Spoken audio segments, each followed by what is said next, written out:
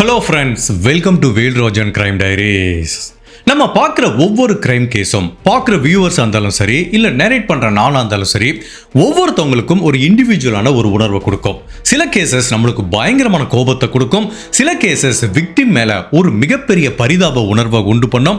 சில கேசஸ் ஆகா எவ்வளவு சூப்பராக இன்வெஸ்டிகேட் பண்ணியிருக்காங்க அப்படிங்கிற மாதிரி அந்த கேஸில் ஒர்க் பண்ண இன்வெஸ்டிகேட்டர் மேலே நிறைய ஒரு மதிப்பு உருவாகும். பட் சில கேசஸ் நம்மளுக்கு மனசளவில் ஒரு தாக்கத்தை ஏற்படுத்தும். ஏன் கண்களில் கூட கண்ணீரை வரவழைக்கும். நம்ம வியூவர்ஸ் நிறைய பேர் சொல்லுவாங்க, இந்த கேஸ் பார்த்துட்டு எனக்கு தூங்க முடியல அப்படிம்பாங்க. ஒரு நேரேட்டராக என்ன பொறுத்த வரைக்கும் நான் ஒரு ஸ்டோரியா ஸ்கிரிப்டாக தான் பார்ப்பேன். பட் ஒரே ஒரு கேஸ் மட்டும் என்னை ரொம்ப அஃபெக்ட் பண்ணியிருக்கு. அதாவது ஒரு பையன் ட்ரெயினில் தொலைஞ்சு போயிடுவான். ஆஸ்திரேலியன் தம்பதிகள் அவனை தத்தெடுத்து வளர்த்து அதுக்கப்புறம் அந்த பயாலஜிக்கல் மதரோட ஜாயின் பண்ணுற கேஸ். அந்த கேஸுக்கு அப்புறம் எந்த கேஸுமே என்னைய இந்த அளவுக்கு மனதளவில் ஒரு தாக்கத்தை ஏற்படுத்தலை. பட் இன்னைக்கு நான் கவர் பண்ண போகிற இந்த கேஸ் உண்மையிலேயே எனக்கு மனசளவில் ஒரு தாக்கத்தையும் ஏற்படுத்துச்சு. ஏன் என்னோட கண்கள்லேருந்து கண்ணீரை கூட வரவழைச்சிச்சு. அப்படி ஒரு முக்கியமான கேஸ் தான் இன்னைக்கு நம்ம இந்த வீடியோவில் பார்க்க போகிறோம். கடைசி வரைக்கும் ஸ்கிப் பண்ணாம பாருங்க. வழக்கம் போல இந்த கேஸ்லேருந்து பலவிதமான நல்ல விஷயங்களை கற்றுக்க போகிறோம்.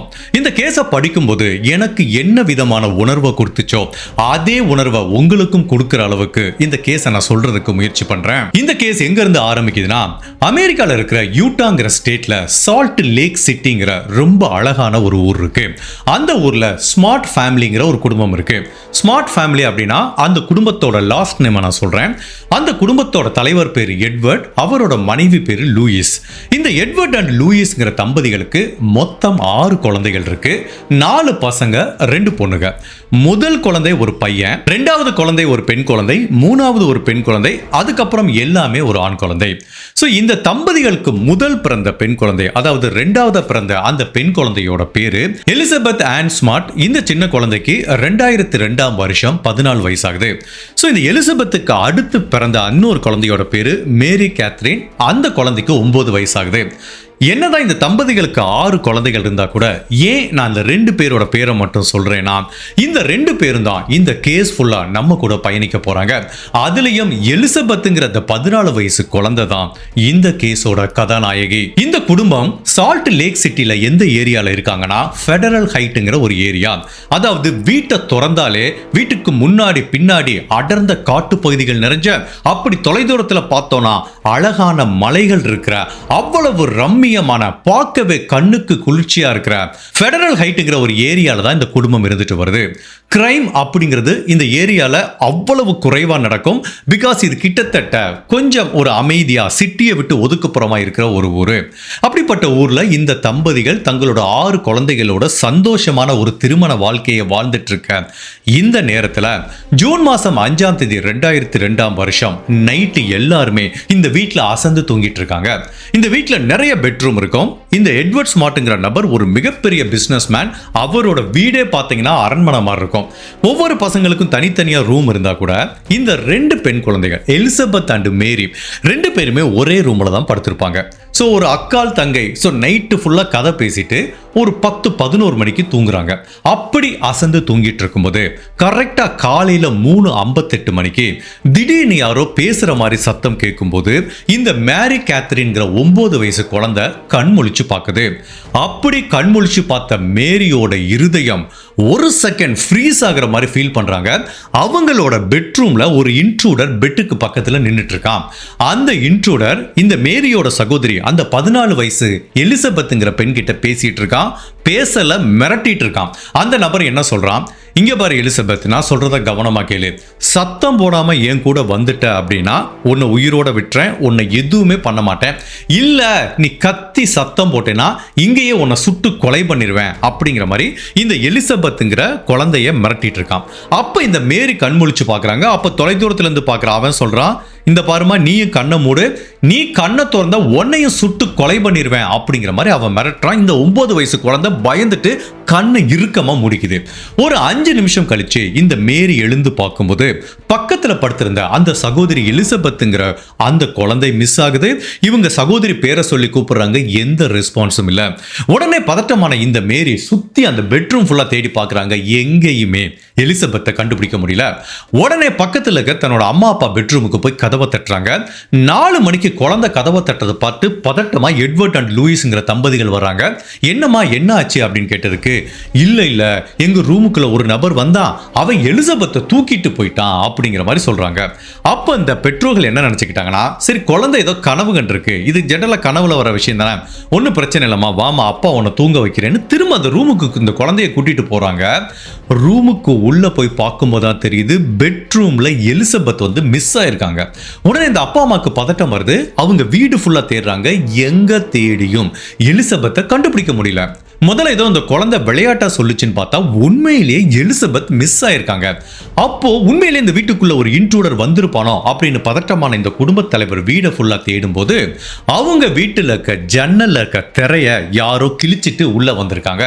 ஸோ அதுதான் அந்த இன்ட்ரூடர் வந்த என்ட்ரி பாயிண்ட். இப்போ அந்த ஜன்னல் வழியா அவர் வெளியில எட்டி பார்க்கும்போது அந்த ஜன்னலோட ஹைட் வந்து பாத்தீங்கன்னா ஒரு 6 feet இருக்கும். ஸோ அந்த ஜன்னலுக்கு கீழே சேர் போட்டிருக்காங்க. அதாவது இவங்க கார்டன்ல உட்காந்து ரிலாக்ஸ் பண்றதுக்கு ஒரு சேர் வச்சிருப்பாங்க. அந்த சேரை ஜன்னலுக்கு பக்கத்துல போட்டு அந்த சேர் வழியா ஏறி ஜன்னலை கிழிச்சு உள்ள வந்து எலிசபெத்தை ஒரு நபர் கடத்திட்டு போயிருக்கான் அப்படிங்கிறது உறுதி செய்யப்படுது. உடனே பதட்டமான இந்த எட்வர்ட் 911க்கு கால் பண்ணி தன்னோட பொண்ணு எலிசபெத் மிஸ் ஆயிட்டான்னு ஒரு கம்ப்ளைண்ட் பதிவு பண்றாரு. அடுத்த சிறிது நேரத்துக்குள்ளேயே போலீஸ் அண்ட் பாராமெடிக் டீம் வராங்க. இதுவரைக்கும் இந்த ஃபெடரல் ஹைட்ல இந்த மாதிரி ஒரு கிரைம் நடந்ததில்ல. அதுவும் ஒரு குழந்தையை கடத்திட்டு போறதுனா ஸ்கூல்ல இருந்து வரும்போதோ ரோட்லயோ எங்கேயோ கடத்திட்டு போவாங்க. நைட்டு வீட்டில் தூங்கிட்டு இருந்த ஒரு குழந்தையை கடத்திட்டு போன மாதிரி எந்த ஒரு வரலாறுமே ஃபெடரல் ஹைட்டுங்கிற அந்த ஏரியால இல்ல. ஈவன் அந்த ஏரியால இருக்க போலீஸுக்கு இது ரொம்ப வித்தியாசமான வழக்கா பார்க்கப்படுது. ஃபர்ஸ்ட் அந்த கிரைம் சீனுக்கு வர்றாங்க. பெட்ரூமை பார்க்குறாங்க, அந்த ஜன்னலை பார்க்குறாங்க.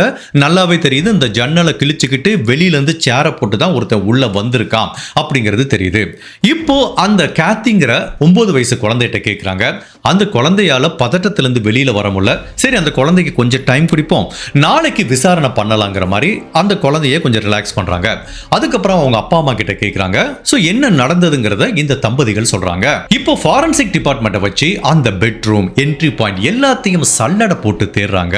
பட் அன்பார்ச்சுனேட்டா ஒரு 3வது நபரோட ஃபிங்கர் பிரிண்ட்டையோ டிஎன்ஏவையோ ஒரு 3வது நபர் இந்த வீட்டுக்குள்ள வந்துட்டு போன தடயத்தையோ போலீஸால கண்டுபிடிக்க முடியல. ஜென்ரலா எந்த ஒரு கடத்தல் வழக்கிலையும் அதுவும் ஒரு குழந்தை காணாம போச்சுன்னா, வீட்டுக்குள்ள இருக்கும்போதே ஒரு குழந்தை காணாம போச்சுன்னா ஆட்டோமேட்டிக்கா அவங்க அம்மா அப்பா மேலதான் சந்தேகம் வரும். பிகாஸ் நிறைய பேர் தன்னோட சொந்த குழந்தையை கொலை பண்ணிட்டு இந்த மாதிரி நாடகம் போடுவாங்க. எவ்வளவோ வழக்குகளை நம்ம பார்த்திருக்கோம். பட் ஆட்டோமேட்டிக்கா போலீஸ் ஆபீசருக்கு அவங்க அம்மா அப்பா மேலதான் சந்தேகம் வருது. பிகாஸ் இப்போ ஒரு நபர் சேரை போட்டு ஜன்னல் வழியா குதிச்சு வந்திருக்கானா, அவன் இறங்கி போகும்போது கண்டிப்பா அவனோட காலடி தடங்கள் ஏதாவது ஒன்று இருக்கிறதுக்கு வாய்ப்பு இருக்கு. போலீஸ் எவ்வளவு தேடியும் ஒரு 3வது நபர் உள்ள வந்துட்டு போனதுக்குரிய தடயம் இல்லைங்கிறதுனால இது உண்மையிலேயே என்ட்ரி பாயிண்டா இல்ல இது ஒரு செயற்கையாக உருவாக்கப்பட்ட ஸ்டேஜிங் பாயிண்டா அப்படிங்கிற சந்தேகம் போலீஸுக்கு வலுக்க ஆரம்பிக்குது. போலீஸுக்கு மட்டுமல்ல மீடியாவுக்கும் இந்த சந்தேகம் வருது. பிகாஸ் மறுநாள் காலையில இந்த அம்மா அப்பா எட்வர்ட் அண்ட் லூயிஸ் மீடியாவை அட்ரஸ் பண்றாங்க. 2 பேரும் கதறி அழுகுறாங்க, எங்களோட குழந்தைய மீட்டு கொடுங்கங்கறாங்க. ஈவன் இந்த குழந்தையை கடத்திட்டு போன அந்த கடத்தல்காரன் கிட்டையும் ஒரு ரிக்வெஸ்ட் கொடுக்குறாங்க, தயவு செய்து எலிசபெத்தை திரும்ப அனுப்பிடு, உனக்கு என்ன வேணாலும் நாங்க தர்றேங்கிற மாதிரி ஒரு ரிக்வெஸ்ட் கூட கொடுக்குறாங்க. பட் இவங்களோட அந்த ஆக்டிவிட்டி பார்க்கும்போது எல்லாத்துக்குமே கொஞ்சம் செயற்கைத்தனம் தெரியுது. அதுக்குரிய மெயின் காரணம் என்னன்னா, இந்த குழந்தையோட அம்மா லூயிஸ் அழுகிறது வந்து ரொம்ப நேச்சரா இருக்கு. பட் அவங்க கணவர் எட்வர்ட் வந்து அழுகிறாரு. பட் அவரோட கண்ணுல இருந்து ஒரு சொட்டு கண்ணீர் கூட வரல. இது வந்து ஒரு சந்தேகமா நம்ம எடுத்துக்க முடியாது. ஜென்ரலா அழுதாவே கண்ணீர் வரும், சில பேருக்கு வராது. பட் அப்படி இருந்தா கூட என்னப்பா இது காலையில இருந்து அழுதுட்டு இருக்காரு, ஒரு சொட்டு கண்ணீர் கூட வரலையே, ஒருவேளை இந்த அப்பாக்கும் அந்த பொண்ணோட டிஸப்பியரன்ஸ்க்கும் ஒரு தொடர்பு இருக்குமானே மீடியா மட்டுமல்ல, அமெரிக்க மக்கள் மட்டுமல்ல, போலீஸ் மட்டுமல்ல, ஒட்டுமொத்த இந்த அமெரிக்காவே இந்த கணவரை நோக்கி தான் சந்தேகப்படுது. அதுவும் இந்த அம்மா அப்பா 2 பேரும் சேர்ந்து தான் அந்த குழந்தைய ஏதாவது பண்ணியிருப்பாங்களோ அப்படிங்கிற மாதிரி சந்தேகப்பட்டு இப்ப போலீஸ் அவங்களோட முதல் கட்ட விசாரணையை எங்க இருந்து ஆரம்பிக்கிறாங்கன்னா, கண்டிப்பா எலிசபெத்துக்கு இந்த வீட்டுக்குள்ளதான் ஏதோ ஒண்ணு நிகழ்ந்திருக்கு அப்படிங்கிற மாதிரி இந்த வீடை ஃபுல்லா சல்லடை போட்டு தேடுறாங்க. ஃபர்ஸ்ட் ஆஃப் ஆல் இந்த தம்பதிகளுக்கு சொந்தமான லேப்டாப்ல இருந்து போன்ல இருந்து அவங்களோட உடைமைகள் எல்லாத்தையும் எவிடன்ஸா கலெக்ட் பண்ணிக்கிட்டு மோப்ப நாயை வர வச்சு இவங்க வீட்டுக்குள்ளேயும் இவங்க வீட்டை சுத்தி இருக்கிற அந்த பேக்யார்ட்லயும் சல்லடை போட்டு தேடுறாங்க. எங்கேயாவது இந்த எலிசபெத்தோட சடலம் கிடைக்குமா அப்படின்னு. சோ வீட்டுக்குள்ள எவ்வளவோ முயற்சி பண்ணியும் கூட மோப்ப நாயால எலிசபெத்தை கண்டுபிடிக்க முடியல. சரி, ஓகே. அப்ப எலிசபெத்தோட சென்ட்டை வச்சு கடத்திட்டு போனப்போ அவங்க எந்த பக்கம் தப்பிச்சு போயிருப்பாங்கன்னு பார்க்கலான்னு பார்த்தா கரெக்டா எலிசபெத்தோட சென்ட்டை அந்த மோப்பனா எப்படி மோந்து பார்க்குதுன்னா ஃபர்ஸ்ட் பெட்ரூம், ஜன்னல் இருந்து வெளியில வருது. அதுக்கப்புறம் அவங்க வீட்டு பேக்யார்டை தாண்டி போகும்போது பின்னாடி ஃபுல்லா அடர்ந்த காட்டுப்பகுதி. ஸோ கொஞ்ச தூரம் போகுது. அதுக்கப்புறம் அந்த நாய் அந்த சென்ட்டை லூஸ் பண்ணிடுது. ஸோ மேபி எலிசபெத் இது வரைக்கும் வந்திருக்கலாம். அதுக்கப்புறம் கார்ல போயிருக்கலாம், இல்ல ஏதோ வெஹிக்கிள்லையோ எப்படியோ இந்த இடத்துல இருந்து தப்பிச்சு போயிருக்கலாங்கிற மாதிரி தான் திங்க் பண்றாங்க. ஸோ இந்த தடயங்களை வச்சு பார்க்கும்போது அவங்க அம்மா அப்பா ஏதாவது பண்ணியிருப்பாங்களான்னு தெரியல. பட் அதே டயத்தில் அவங்க அம்மா அப்பாவுக்கு சொந்தமான உடைமைகளை சேகரித்து டெஸ்ட் பண்ற வரைக்கும் எதுவுமே சொல்ல முடியாதுங்கிற மாதிரி தான் ஒரு சூழ்நிலை இருக்கு. ஸோ எலிசபெத் காணாம போய் 3 நாள் ஆச்சு. போலீஸை பொறுத்த வரைக்கும் ஒரு 3வது நபர் இதை பண்ணியிருக்க வாய்ப்பே இல்லைன்னு அவங்க அம்மா அப்பாவை தான் சந்தேகப்பட்டு அவங்கள விசாரணை பண்ணிட்டு இருக்காங்க. ஜென்ரலா நம்ம நிறைய கேஸ்ல பார்த்திருப்போம். இந்த மாதிரி கடத்தல் வழக்குல டைம் லைன் ஒவ்வொரு மணித்துளியும் அவ்வளவு முக்கியமானது. 24 மணி நேரத்துக்குள்ள கடத்தப்பட்ட அதுவும் ஒரு பெண் குழந்தையா இருந்துச்சுன்னா மேபி சேஃபா உயிரோட மீட்டெடுக்கலாம். அது 48 மணி நேரம் ஆச்சுன்னா உயிரோட மீட்டெடுக்கிறதுக்குரிய வாய்ப்பு குறைவு. அதுவே 48 மணி நேரத்துக்கு மேலையும் ஆச்சுன்னா சடலத்தை கூட கண்டுபிடிக்க வாய்ப்பு இல்லை அப்படிங்கிற மாதிரி தான் இதுவரைக்கும் நிகழ்ந்த பல கடத்தல் வழக்குகள் நமக்கு உணர்த்தது. ஸோ இப்போ இந்த ஃபேமிலி மெம்பர்ஸ்க்கு என்ன கோபம்னா, டே என் பொண்ணை எவனோ கடத்திட்டு போயிட்டான், போய் தேடுனா எங்களையே நோக்கி வந்துட்டு இருக்கீங்களே அப்படிங்கிற மாதிரி ஒரு கோபம் வருது. இருந்தாலும் போலீஸ் ஆஃபீஸர் என்ன சொல்றாங்க, இந்த வீட்டில் இருக்க எல்லாரும் பாலிகிராஃப் டெஸ்ட், உண்மை கண்டறியும் சோதனை டெஸ்ட் எடுத்தே ஆகணும் அப்படிங்கிற மாதிரி சொல்றாங்க. அவங்க அம்மா, அப்பா, சகோதரர், சகோதரி, இந்த அப்பா எட்வர்டோட கூட பிறந்தவங்க 3 சகோதரர்கள், அவங்க குடும்பம், மனைவி, குழந்தைகள் ஒருத்தர் விட மாட்டோம், எல்லாருமே பாலிகிராஃப் டெஸ்ட் எடுக்கணுங்கிறாங்க. இவங்களுக்கு புரியல, எதுக்குடா எங்களை எடுக்க சொல்றீங்கன்னு எல்லாருமே பாலிகிராஃப் டெஸ்ட் எடுக்கிறாங்க. எல்லாருமே கிளியர் பண்ணிட்டாங்க, ஒரே ஒரு நபர் தவிர. இந்த காணாம போன எலிசபெத்தோட அப்பாவோட கூட பிறந்த சகோதரர் டாம் அப்படிங்கிற ஒரு நபர் இருக்காரு. அவரோட பாலிகிராஃப் ரிசல்ட் மட்டும் இன்கன்க்ளூசிவ்னு வருது. அவர் உண்மை சொல்லலாம், இல்ல பொய்யும் சொல்லலாம் அப்படிங்கிற மாதிரி தான் வருது. ஸோ ஜென்ரலா அந்த பாலிகிராஃப் டெஸ்ட்டை ஒரு ஆதாரமா எடுத்துக்க மாட்டாங்க. பட் பாலிகிராஃப் டெஸ்ட் என்ன சொல்லும் அப்படின்னா, இவன் மேபி குற்றவாளியா இருக்கிறதுக்கு வாய்ப்பு இருக்குங்கிற ஒரு சின்ன தடயத்தை, ஒரு சின்ன அறிகுறியை போலீஸுக்கு காட்டி கொடுக்கும். இப்போ எல்லாரும் விளைவிக்குங்க, இந்த டாம்ங்கிற நபர் மேலதான் எங்களுக்கு சந்தேகம் இருக்குன்னு அவரை பத்தியான விசாரிக்கிறாங்க. அவர் எனக்கும் இதுக்கும் எந்த தொடர்பும் இல்லைங்கிறாரு. அவர் பதட்டத்தில் நிறைய டிவிக்கு பேட்டி கொடுக்குறாரு. அப்படி ஒரு பேட்டியில என்ன சொல்றாருன்னா, எனக்கும் என் சகோதரருக்கும் 1000 பிரச்சனை இருக்கும்பா, அதுக்காக நான் தான் கடத்தினேன்னு ஆயிருமாங்கிற மாதிரி ஒரு வார்த்தையை விட்டுறாரு பாருங்க. அப்ப என்ன சந்தேகம் வருதுன்னா, அப்ப இவருக்கும் அவங்க சகோதரருக்கும் ஏதோ ஒரு பிரச்சனை இருக்கு. அப்போ இந்த டாம் ஏன் தன்னோட சகோதரர் குழந்தையை கடத்திட்டு போயிட்டு கொலை பண்ணிருக்க கூடாது அப்படிங்கிற மாதிரி ஒரு சந்தேகம் வருது. ஜெனரலா பாலிகிராஃப் டெஸ்ட் ஃபெயிலியர் ஆச்சுன்னா அவங்க குற்றவாளிங்கிற மாதிரி அரெஸ்ட் பண்றதுக்கு சட்டத்துல எந்த விதமான ஒரு இடமும் கிடையாது. பட் அதே டயத்துல இந்த டாம் அரெஸ்ட் பண்றதுக்கும் எந்த தடயமும் இல்ல. டாம் தான் எலிசபெத்தை கடத்திட்டு போயிருக்காருங்கிறதுக்கு எந்த தடயமும் இல்ல. பட் இந்த டயத்துல போலீஸ் இந்த குடும்பத்தில் இருக்க அனைவருக்கும் சொந்தமான லேப்டாப், போன் எல்லாத்தையும் எடுத்து செக் பண்றாங்க, இமெயிலை செக் பண்றாங்க. எந்த ஒரு டிஜிட்டல் எவிடன்ஸ்லையும் இந்த குடும்பத்துக்கும் எலிசபெத்தோட டிஸ்அப்பியரன்ஸுக்கும் தொடர்பு இல்லைன்னு தெரிய வருது. என்னதான் எல்லா பாலிகிராஃப் டெஸ்ட் கிளியர் ஆனா கூட டாமோட ரிசல்ட் இன்கன்க்ளூசிவ் வந்தா கூட இந்த குடும்பத்தை சேர்ந்த ஒருத்தரால தான் எலிசபெத்துக்கு ஏதோ ஒரு ஆபத்து நிகழ்ந்திருக்கு அப்படிங்கிறத போலீஸ் நிரூபிக்க முடியாதனால எலிசபெத் காணாம போய் 6 நாள் வரைக்கும் அந்த குடும்பத்தையே தான் ஃபுல்லா அனலைஸ் பண்ணி அவங்கள விசாரிச்சு, ஓகேப்பா நீங்க பண்ணிருக்க வாய்ப்பு இல்லைங்கிறாங்க. எப்போ இது எலிசபெத் காணாம போய் 6 நாள் இந்த விசாரணை தான் பண்ணிருக்காங்க. அப்ப அந்த எலிசபெத்தோட குடும்ப உறவுகள் பயங்கர கோபம் ஆயிட்டாங்க. நீங்க எவ்வளவு முக்கியமான ஒரு 6 நாளை வேஸ்ட் பண்ணிருக்கீங்க, அப்ப எங்களோட குழந்தைய உயிரோட காப்பாத்திருக்கலாம்ல, தேவையில்லாம போலீஸ் எங்களை விசாரணை பண்ணி டயத்தை வேஸ்ட் பண்ணிட்டாங்கிற மாதிரி போலீஸ் மேல கடுமையான கோபமும் வருது. போலீஸை பத்தி இவங்க நிறைய மீடியாவிலையும் அட்ரஸ் பண்ணி சொல்றாங்க. சரி, ஓகே. இப்போ எலிசபெத்தோட குடும்பம் இதை பண்ணல அப்படின்னா எலிசபெத்தை வீடு புகுந்து யாரு கடத்திட்டு போனது அப்படிங்கிற கொஸ்டின் வருது. இப்போ எலிசபெத்தை கண்டுபிடிக்க போலீஸுக்கு மிகப்பெரிய அழுத்தம் உண்டாகுது. ஏன்னா இந்த கேஸை பத்தி அமெரிக்கா புள்ள மீடியா கவரேஜ் பயங்கர தீயா பரவுது. ஈவன் அமெரிக்கா பிரசிடென்ட் வரைக்கும் இந்த கேஸ் போனதுனால சீக்கிரமா கண்டுபிடிக்கிற ஒரு அழுத்தம் போலீஸுக்கு வர ஆரம்பிக்குது. வீட்டுல தன்னோட பெட்ரூம்ல தனியா தூங்கிட்டு இருந்த இந்த 14 வயசு எலிசபெத்ங்கிற நபரை கடத்திட்டு போன அந்த நபர் யாரு, போலீஸ் அந்த கடத்தல்காரனை கண்டுபிடிக்க முடிஞ்சதா அப்படிங்கிற பலவித குழப்பங்களும் திருப்பங்களும் நிறைஞ்ச அமெரிக்கால நடந்த ஒரு வித்தியாசமான கடத்தல் ட்ரூ கிரைம் கேஸ் தான் இன்னைக்கு நம்ம இந்த வீடியோல பார்க்க போறோம். இந்த கேஸ்ல கண்டிப்பா நீங்க யாருமே எதிர்பார்க்காத பலவித திருப்பங்கள் காத்துட்டு இருக்கு. கடைசி வரைக்கும் ஸ்கிப் பண்ணாம பாருங்க. அப்படி இந்த எலிசபெத்துக்கு என்ன நிகழ்ந்தது, யாரு கடத்திட்டு போனா, எலிசபெத்தை போலீஸ் உயிரோட மீட்டெடுத்தாங்களாங்கிறத நம்ம தெரிஞ்சுக்கிறதுக்கு முன்னாடி உங்க டைம் 2 செகண்ட்ஸ் எனக்காக ஸ்பெண்ட் பண்ணி என்னோட வீடியோஸ் உங்களுக்கு பிடிச்சிருந்துச்சுன்னா லைக் பண்ணிட்டு கமெண்ட் பண்ணுங்க. இன்கேஸ் என்னோட சேனலை இது வரைக்கும் நீங்க சப்ஸ்கிரைப் பண்ணாம பார்த்தீங்கன்னா மறக்காம சப்ஸ்கிரைப் பண்ணி என்ன சப்போர்ட் பண்ணுங்க. இந்த கேஸோட நீளம் கண்டிப்பா நம்ம ரெகுலரா போற கேஸை விட அதிகமா இருக்கிறதுக்கு நிறைய வாய்ப்பு இருக்கு. பட் என்ன பொறுத்த வரைக்கும் இந்த பார்ட் 1 பார்ட் 2 பிரிச்சு போறதுல எனக்கு உடன்பாடு இல்லை. பிகாஸ் பிரிச்சு போட்டோம்னா எப்படி இருக்கும்னா, ஏதோ ஒரு சினிமா படத்துக்கு போகும்போது இடைவேளை முடிஞ்சு நாங்க மீத படத்தை நாளைக்கு காமிக்கிறோம் வாங்கன்னு சொல்ற மாதிரி ஒரு டிசப்பாயின்மெண்ட் வருது மாதிரி எனக்கு தோணுது. அதனால ஸோ இது கண்டிப்பா ஒரு நீளமான கேஸா இருக்க போது, ஒரு திரைப்படம் பார்த்த மாதிரி இருக்க போது. ஸோ கண்டிப்பா உங்க டைம் கொஞ்சம் அதிகமா அந்த வீடியோக்கு நீங்க செலவு பண்ற மாதிரி இருக்கும். இப்ப போலீஸ் இந்த குடும்பத்தை எக்ஸ்க்ளூட் பண்ணதுக்கு அப்புறம் இப்பதான் அந்த எலிசபெத்தை வெளியில தேட ஆரம்பிக்கிறாங்க. நிறைய போர்டுல அட்வர்டைஸ்மெண்ட் கொடுக்குறாங்க, ஃபிளையர் நோட்டீஸ் கொடுக்குறாங்க. எலிசபெத்தை பத்தி தகவல் தெரிஞ்சா போலீஸுக்கு இன்ஃபார்ம் பண்ணுங்கன்னு ஒரு ஃபோன் நம்பர் கொடுக்குறாங்க, பரிசு தொகை அறிவிக்கிறாங்க. போலீஸ் எவ்வளவுதான் முயற்சி பண்ணியும் கூட உண்மையிலேயே பொதுமக்கள்கிட்ட ஒரு சரியான லீடு கிடைக்கவே இல்லை. இப்போ போலீஸை பொறுத்த வரைக்கும் ஒரே ஒரு மிக முக்கியமான ஆயுதம் யாரு அப்படின்னா, எலிசபெத் கடத்திட்டு போனப்போ அந்த ரூம்ல எலிசபெத் கூட இருந்த அவங்க சகோதரி மேரிங்கிற அந்த 9 வயசு குழந்தை தான். இப்ப மேரிங்கிற அந்த குழந்தைய விசாரணைக்காக போலீஸ் ஸ்டேஷனுக்கு வர சொல்றாங்க. அது ஒரு சின்ன குழந்தைங்கிறதுனால ஒரு நார்மலா அடல்ட்டை விசாரிக்கிற மாதிரி விசாரிக்க முடியாது. ஸோ ரொம்ப கவனமா அந்த குழந்தைய பயமுறுத்தாம விசாரிக்கிறாங்க. பிகாஸ் ஏற்கனவே மேரிக்கு தன்னோட சகோதரி தொலைஞ்சு போனதிலே மிகப்பெரிய தாக்கம் இருக்கிறதுனால இப்போ நல்ல சைல்டு ஸ்பெஷலிஸ்ட் ஒருத்தரை வச்சு விசாரிக்கிறாங்க. அப்ப அந்த குழந்தைகிட்ட கேட்குறாங்க, அன்னைக்கு நைட்டு என்ன ஆச்சுன்னு கேட்டாங்க.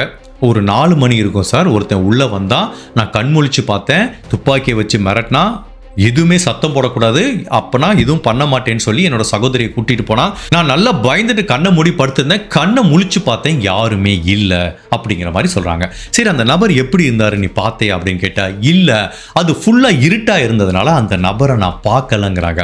இப்போ அடுத்து ஒரு மிக முக்கியமான கொஸ்டின் கேட்குறாங்க. அந்த நபர் உங்ககிட்ட பேசினார்ல, கண்ணை திறந்து பார்க்க கூடாது, திறந்தா துப்பாக்கியால சுற்றுவேனே, அந்த நபரோட வாய்ஸை ஒன்னால ஐடென்டிஃபை பண்ண முடியுதான்னு கேட்டதுக்கு இந்த குழந்தை என்ன சொல்லுதுன்னா, எஸ் எனக்கு அந்த வாய்ஸ் நல்லாவே தெரியும், எனக்கு ரொம்ப பரிச்சயமான வாய்ஸ்ங்கிறாங்க. போலீஸ் பயங்கர எக்ஸைட்டட் ஆயிட்டாங்க. சரி நல்லா யோசிச்சு சொல்லு, அந்த வாய்ஸ் யாருக்கு சொந்தமானதுன்னு கேட்டா இந்த குழந்தை அப்படி யோசிக்குது. இல்ல அங்கிள் எனக்கு சரியா ஞாபகம் வரலங்கிறது. இல்லம்மா இது ரொம்ப முக்கியம், உன் சகோதரியை கூட்டிட்டு வரணும் அப்படின்னா நீ கண்டிப்பா அது யாரோட வாய்ஸ்னு கண்டுபிடிக்கணும்னு சொல்றாங்க. அந்த குழந்தை யோசிச்சு பார்க்குது. இல்ல அங்கிள் அப்படியே எனக்கு பரிச்சயமா இருக்கு, பட் ஆனா யாருன்னு எனக்கு சொல்ல தெரியல அப்படிங்கிற மாதிரி அந்த குழந்தை சொல்லுது. இப்ப போலீஸை பொறுத்த வரைக்கும் மேரிங்கிற சகோதரியும் சரியான டீடைல் சொல்ல முடியாதனால இந்த வழக்கை எப்படி எடுத்துட்டு போறதுன்னே விழிப்பிதுங்கி நிற்கிறார். இந்த நேரத்தில் போலீஸ் டிபார்ட்மெண்ட்டுக்கு ஒரு தகவல் வருது. இன்டர்ஸ்டேட் 80 அப்படிங்கிற ஹைவேக்கு பக்கத்துல ஒரு பெண்ணோட சடலம் எரிஞ்ச நிலையில இருக்குங்கிற மாதிரி வருது. உடனே போலீஸ் ஆஃபீஸர் போறாங்க, அவங்க அப்பா அம்மா வர சொல்றாங்க. அவங்களுக்கு என்ன தகவல் கொடுக்குறாங்கன்னா, இது மேபி எலிசபெத்தா இருக்கலாம், இல்லாமலே இருக்கலாம், நீங்க மனதை கொஞ்சம் திடப்படுத்திட்டு வாங்கங்கிறாங்க. என்னதான் அந்த சடலம் எரிஞ்ச நிலையில இருந்தா கூட பாதி அந்த சடலத்தோட ஃபேஸ் தெரியறதுனால அவங்க அம்மா அப்பா பதட்டமா பிண வரைக்கும் போய் பார்க்குறாங்க. பட் லக்கிலி அந்த சடலம் எலிசபெத் இல்லைங்கிறது உறுதி செய்யப்படுது. அப்பதான் அவங்க அம்மா அப்பாவுக்கு பெருமூச்சு வருது. ஜஸ்ட் திங்க் பண்ணி பாருங்க, வீட்டில் தூங்கிட்டு இருந்த குழந்தை மிஸ் ஆயிருக்கு. ஒவ்வொரு டைமும் போலீஸ் டிபார்ட்மெண்ட்ல இருந்து ஒரு ஃபோன் வரும்போது பயமா இருக்கும், ஒரு சடலம் கண்டுபிடிச்சிருக்காங்க, அது உங்க குழந்தையோட சடலமா இருக்குமா அப்படின்னு ஒவ்வொரு டைமும் பார்க்க போறது அவ்வளவு சித்திரவதையாகவும் நரக வேதனையாகவும் இந்த தம்பதிகளுக்கு இருந்துட்டு வருது. இந்த டயத்துல போலீஸை பொறுத்த வரைக்கும் ஒரே ஆயுதம் அப்படின்னா அந்த சகோதரி மட்டும்தான். என்னதான் அந்த சகோதரி கேட்ட அந்த கடத்தல்காரனோட வாய்ஸ் அவங்களால ஐடென்டிஃபை பண்ண முடியாட்டா கூட மனுஷனோட மனசு எப்படின்னா பல விஷயங்கள் மனசுல புதைஞ்சிட்டு இருக்கும். நம்ம நினைக்கிறப்ப தேவைப்படுறப்ப அது ஞாபகத்துக்கு வராது, பட் திடீர்னு ஒரு நாள் ஞாபகம் வரும். பட் அதனால இந்த 9 வயசு குழந்தை மேரியோட அவங்களோட நினைவுகளை யாருமே டிஸ்டர்ப் பண்ணிடக்கூடாதுங்கிறக்காண்டி அவங்கள வீட்டுக்குள்ளேயே இருக்க சொல்றாங்க. வெளியில போன 4 இடத்துல பேசுவாங்க. அந்த இன்சிடென்ட் அவங்களுக்கு மறந்து போகும். அப்ப கிடைக்கிற சின்ன சின்ன ஆள் மனசுல இருக்க ஞாபகங்களும் தொலைஞ்சு போறதுக்கு வாய்ப்பு இருக்குன்னு இந்த மேரிங்கிற பெண்ணை 9 வயசு சிறுமிய கம்ப்ளீட்டா வீட்டுக்குள்ளேயே ஐசோலேட் பண்றாங்க. என்னதான் மேரி அந்த வாய்ஸுக்கு சொந்தமான நபரை கண்டுபிடிக்க முடியாம இருந்தா கூட போலீஸ் கிளவரா திங்க் பண்றாங்க. ஓகே, ஒரு குழந்தைக்கு ஒரு வாய்ஸ் கேட்டவனே எங்கேயோ கேட்ட மாதிரி இருக்கு அப்படின்னா அந்த வாய்ஸ் கண்டிப்பா அந்த குழந்தைக்கு பரிச்சயமான ஒரு வாய்ஸா தான் இருக்கணும். அது மேபி அந்த குழந்தை ஸ்கூல் படிக்கிற போற இடத்துலயோ இல்ல வீட்டுக்குள்ளேயோ இல்ல வீட்டு வேலைக்கு வந்த நபரோ யாரோ வேணாலும் இருக்கலாம். பட் இந்த கேஸை பொறுத்த வரைக்கும் ஒரு நபர் இவங்க வீட்டுக்குள்ள வந்திருக்கானா அந்த வீட்டுக்குள்ள எப்படி வரணும் அப்படிங்கிற அந்த வீட்டோட மேப் அவனுக்கு நல்லா தெரிஞ்சதுனால கண்டிப்பா எலிசபெத்தை கடத்திட்டு போன அந்த நபர் இந்த வீட்டுக்கு பரிச்சயமான ஒரு நபரா இருக்கிறதுக்கு வாய்ப்பு இருக்கிறதுனால இப்படி ஒரு காம்பினேஷன்ல திங்க் பண்றாங்க. அவங்க வீட்டில் வேலை பார்க்குற ஒரு நபர் ஏன் இந்த கடத்தலை பண்ணியிருக்க கூடாது அப்படின்னு திங்க் பண்ணி பார்க்கும்போது இவங்க வீட்டில் வேலை பார்க்குற முக்கியமான ஒரு நபரோட பேரு ரிச்சர்ட் ரிசி. அந்த ரிச்சர்ட் பார்த்தீங்கன்னா இந்த வீட்டில் பல வேலைகளை பார்த்துட்டு இருக்க நபர், அதாவது ஹேண்டிமேன் சொல்லுவாங்க. தோட்ட வேலையிலேருந்து வீட்டு வேலையிலேருந்து ஈவன் அவருக்கு தனியாக ஒரு காரே வாங்கி கொடுத்துருக்காங்க இந்த வீட்டுக்கு தேவையான எல்லா பொருட்களை வாங்கி கொடுக்குற வரைக்கும். அப்படிப்பட்ட இந்த ரிச்சர்ட் ஏன் இதை பண்ணியிருக்க கூடாதுன்னு ஒரு சந்தேகம் வருது. இப்போ இந்த ரிச்சர்டை பற்றி பேக்ரவுண்ட் செக் பண்ணி பார்க்கும்போது அவனுக்கு பின்னாடி பலவிதமான கிரிமினல் பேக்ரவுண்ட் இருக்கிறத கண்டுபிடிக்கிறாங்க. அதுவும் சின்ன குழந்தைகள்கிட்ட தவறாக நடந்த பல வழக்குகள் இவன் மேலே இருந்திருக்கு. இப்போ இந்த எட்வர்ட் அண்ட் லூயிஸ் தம்பதிகள்கிட்ட கேட்குறாங்க, இவ்வளவு கொடூரமான ஒரு கிரிமினல் ஜெயிலிருந்து வந்திருக்கான், அவனை எப்படி நம்பி வீட்டுக்குள்ள விட்டு வேலைக்கு வச்சிருந்தீங்கன்னு கேட்குறாங்க. இதை கேட்டு எட்வர்ட் ஷாக் ஆயிட்டாரு. சாரி, நாங்கள் ரெகுலராக போகிற சர்ச்சில் ஒரு நபர் ரெஃபர் பண்ணாருந்தா வேலைக்கு வச்சோம், இவனுக்கு பின்னாடி இவ்வளோ பெரிய கிரிமினல் பேக்ரவுண்ட் இருக்குன்னு எங்களுக்கு தெரியாது அப்படிங்கிற மாதிரி சொல்கிறாங்க. ஸோ இந்த கேஸை பொறுத்த வரைக்கும் இப்போ ஒரு நம்பர் 1 சஸ்பெக்ட் கிடைக்குது. இப்போ அந்த ரிச்சர்டுக்கு இந்த வீட்டு ஓனர் எட்வர்ட் ஒரு கார் வாங்கி கொடுத்துருக்காருல, அந்த காரோட மைலேஜை ரெகுலராக ட்ராக் பண்ணி பார்க்கும்போது எப்போ எலிசபெத் காணாமல் போனாங்களோ அப்போ கிட்டத்தட்ட 100 மைல் டிஸ்டன்ஸ் இந்த காரை யாரோ டிரைவ் பண்ணிட்டு போயிருக்காங்க. அது மேபி இந்த ரிச்சர்ட் தான் டிரைவ் பண்ணிட்டு போயிருப்பாரு. பட் 100 மைல் எக்ஸ்ட்ரா டிரைவ் பண்ணிட்டு போற அளவுக்கு அவருக்கு எந்த வேலையும் இல்லை. இப்போ அந்த ரிச்சர்டை விசாரணை கூப்பிடுறாங்க. ஓப்பனாகவே கேட்குறாங்க, நீ வேலை பார்க்குற இடத்துல ஒரு குழந்தை காணாமல் போயிருக்கு, அதை நீ தான் கடத்திட்டு போயிருப்பேன்னு எங்களுக்கு சந்தேகமா இருக்கு. அதுவும் சம்பந்தப்பட்ட அந்த நாள் நீ 100 மைல் தூரம் தேவையில்லாம காரை ஓட்டிட்டு போயிருக்க, அது எங்க போன பதில் சொல்லுங்கிறாங்க. ரிச்சர்டுக்கு பயங்கர கோபம் வந்துருச்சு. நான் இந்த கிரைமை பண்ணவே இல்லை அப்படிங்கிற மாதிரி ரிச்சர்ட் சொல்றாரு. அப்ப சொல்லு, 100 மைல் தூரம் எங்க ஓட்டிட்டு போன காரன்னு கேட்டா அதை என்னால சொல்ல முடியாது அப்படிங்கிற மாதிரி ரிச்சர்ட் சொல்றதுனால இப்போ போலீஸுக்கு நல்லாவே புரியுது இந்த ரிச்சர்ட் தான் மேபி எலிசபெத்தை கொலை பண்ணிருக்க வாய்ப்பு இருக்கு, 100 மைல் தொலைவில் ஒரு இடத்துல புதைச்சிட்டு வந்திருக்க வாய்ப்பு இருக்குன்னு ஃபைனலா சந்தேகத்தின் அடிப்படையில் ரிச்சர்ட் அப்படிங்கிற இந்த நபரை அரெஸ்ட் பண்றாங்க. பட் ரிச்சர்டை அரெஸ்ட் பண்ணி விசாரிக்கிறாங்க. எலிசபெத் எங்க இருக்குன்னு கேட்கிறாங்க. எவ்வளவு கேள்வி கேட்டா கூட ரிச்சர்ட் வாயை திறக்கிற மாதிரி இல்ல. ஈவன் இந்த அப்பா எட்வர்டே போய் நேரா பேசிட்டாரு, இந்த பாரு ரிச்சர்ட், உனக்கு ஏதாவது தெரிஞ்சிருந்தா சொல்லு, அட்லீஸ்ட் எங்களுக்கு ஒரு க்ளோஷர் கிடைக்கும், எங்க பொண்ணு உயிரோட இருக்கால இல்லையோ, இப்படி டெய்லி எங்களால அந்த நரக வேதனையை அனுபவிக்க முடியலங்கிற மாதிரி இவரும் போய் கேட்கிறாரு. ரிச்சர்ட் சொல்ற ஒரே பதில், நான் இதை பண்ணவே இல்லை சார் அப்படிங்கிற மாதிரி சொல்றாங்க. இப்போ உண்மையிலேயே ரிச்சர்டை அரெஸ்ட் பண்ணி அவன் தான் இதை பண்ணியிருப்பான் தண்டனை வாங்கி கொடுக்கறதுக்கும் எந்தவித டைரக்டான லிங்கிங்குமே இல்லை. அவன் அந்த 100 மைல் தூரம் எங்க காரை ஓட்டிட்டு போனானே தெரியல. இப்படி போலீஸ் விழிப்புதிங்க இருக்கிற இந்த நேரத்தில் காணாம போன எலிசபெத்துக்கு ஒலிவியாங்கிற ஒரு கசின் இருக்காங்க. ஒரு நாள் நைட்டு பெட்ரூம்ல அசந்து தூங்கிட்டு இருக்கும் போது அவங்க வீட்டு ஜன்னல் திரைய கட் பண்ணிட்டு ஒரு நபர் உள்ள வர்றான். ஒலிவியாவை கடத்த முயற்சி பண்ணும்போது வீறிட்டு அலறாங்க. அப்ப அந்த நபர் பதட்டமாயி வெளியில போயிடறான். இதை பத்தி போலீஸுக்கு தகவல் கொடுக்கப்படுது. போலீஸ் கிரைம் சீனுக்கு போறாங்க. கிட்டத்தட்ட எலிசபெத்தோட கிரைம் சீன் மாதிரி இருக்கு. அதே பெட்ரூம், அதே மாதிரி ஜன்னல் திரை கிழிக்கப்பட்டிருக்கு. அப்படி ஜன்னலுக்கு வெளியில எட்டு பார்த்தா ஒரு சேர் போட்டிருக்கு. ஸோ கார்டன்ல இருந்து ஒரு சேரை எடுத்து போட்டு அந்த சேர் வழியா ஜம்ப் பண்ணி இந்த திரையை கிழிச்சு உள்ள ஒலிவியாவை கடத்த முயற்சி பண்ணிக்காங்க. பட் ஒலிவியா எப்படியோ தப்பிச்சிட்டாங்க. இந்த இன்சிடென்ட்டை கேட்டு ஸ்மார்ட் ஃபேமிலி பயங்கர குழப்பமாயிட்டாங்க, மிரண்டு போயிட்டாங்க. எதுக்குப்பா எங்க குடும்பத்தையே டார்கெட் பண்றீங்க, ஏன் எங்க வீட்டில் இருக்க எல்லா குழந்தைகளும் இப்படி டார்கெட் பண்றீங்கிற மாதிரி அவங்க ஓப்பனாவே மீடியால அந்த கடத்தல்காரனுக்கு ஒரு ரிக்வஸ்ட் கொடுக்குறாங்க. உனக்கு என்ன வேணாலும் நேரா வந்து பேசு, எங்க வீட்டுக்குள்ள இனிமேல் வராதங்கிற மாதிரி தான் சொல்றாங்க. இப்போ போலீஸை பொறுத்த வரைக்கும் இந்த 2 கிரைம் சீனையும் ஒப்பிட்டு பார்க்கும்போது ரெண்டுமே ஒரே மாதிரி இருக்கு. அதாவது அந்த பேட்டர்ன் உள்ள வெளியில போன பேட்டர்ன் ஒரே மாதிரி இருக்கு. அப்ப 2 ஆப்ஷன் இருக்கு.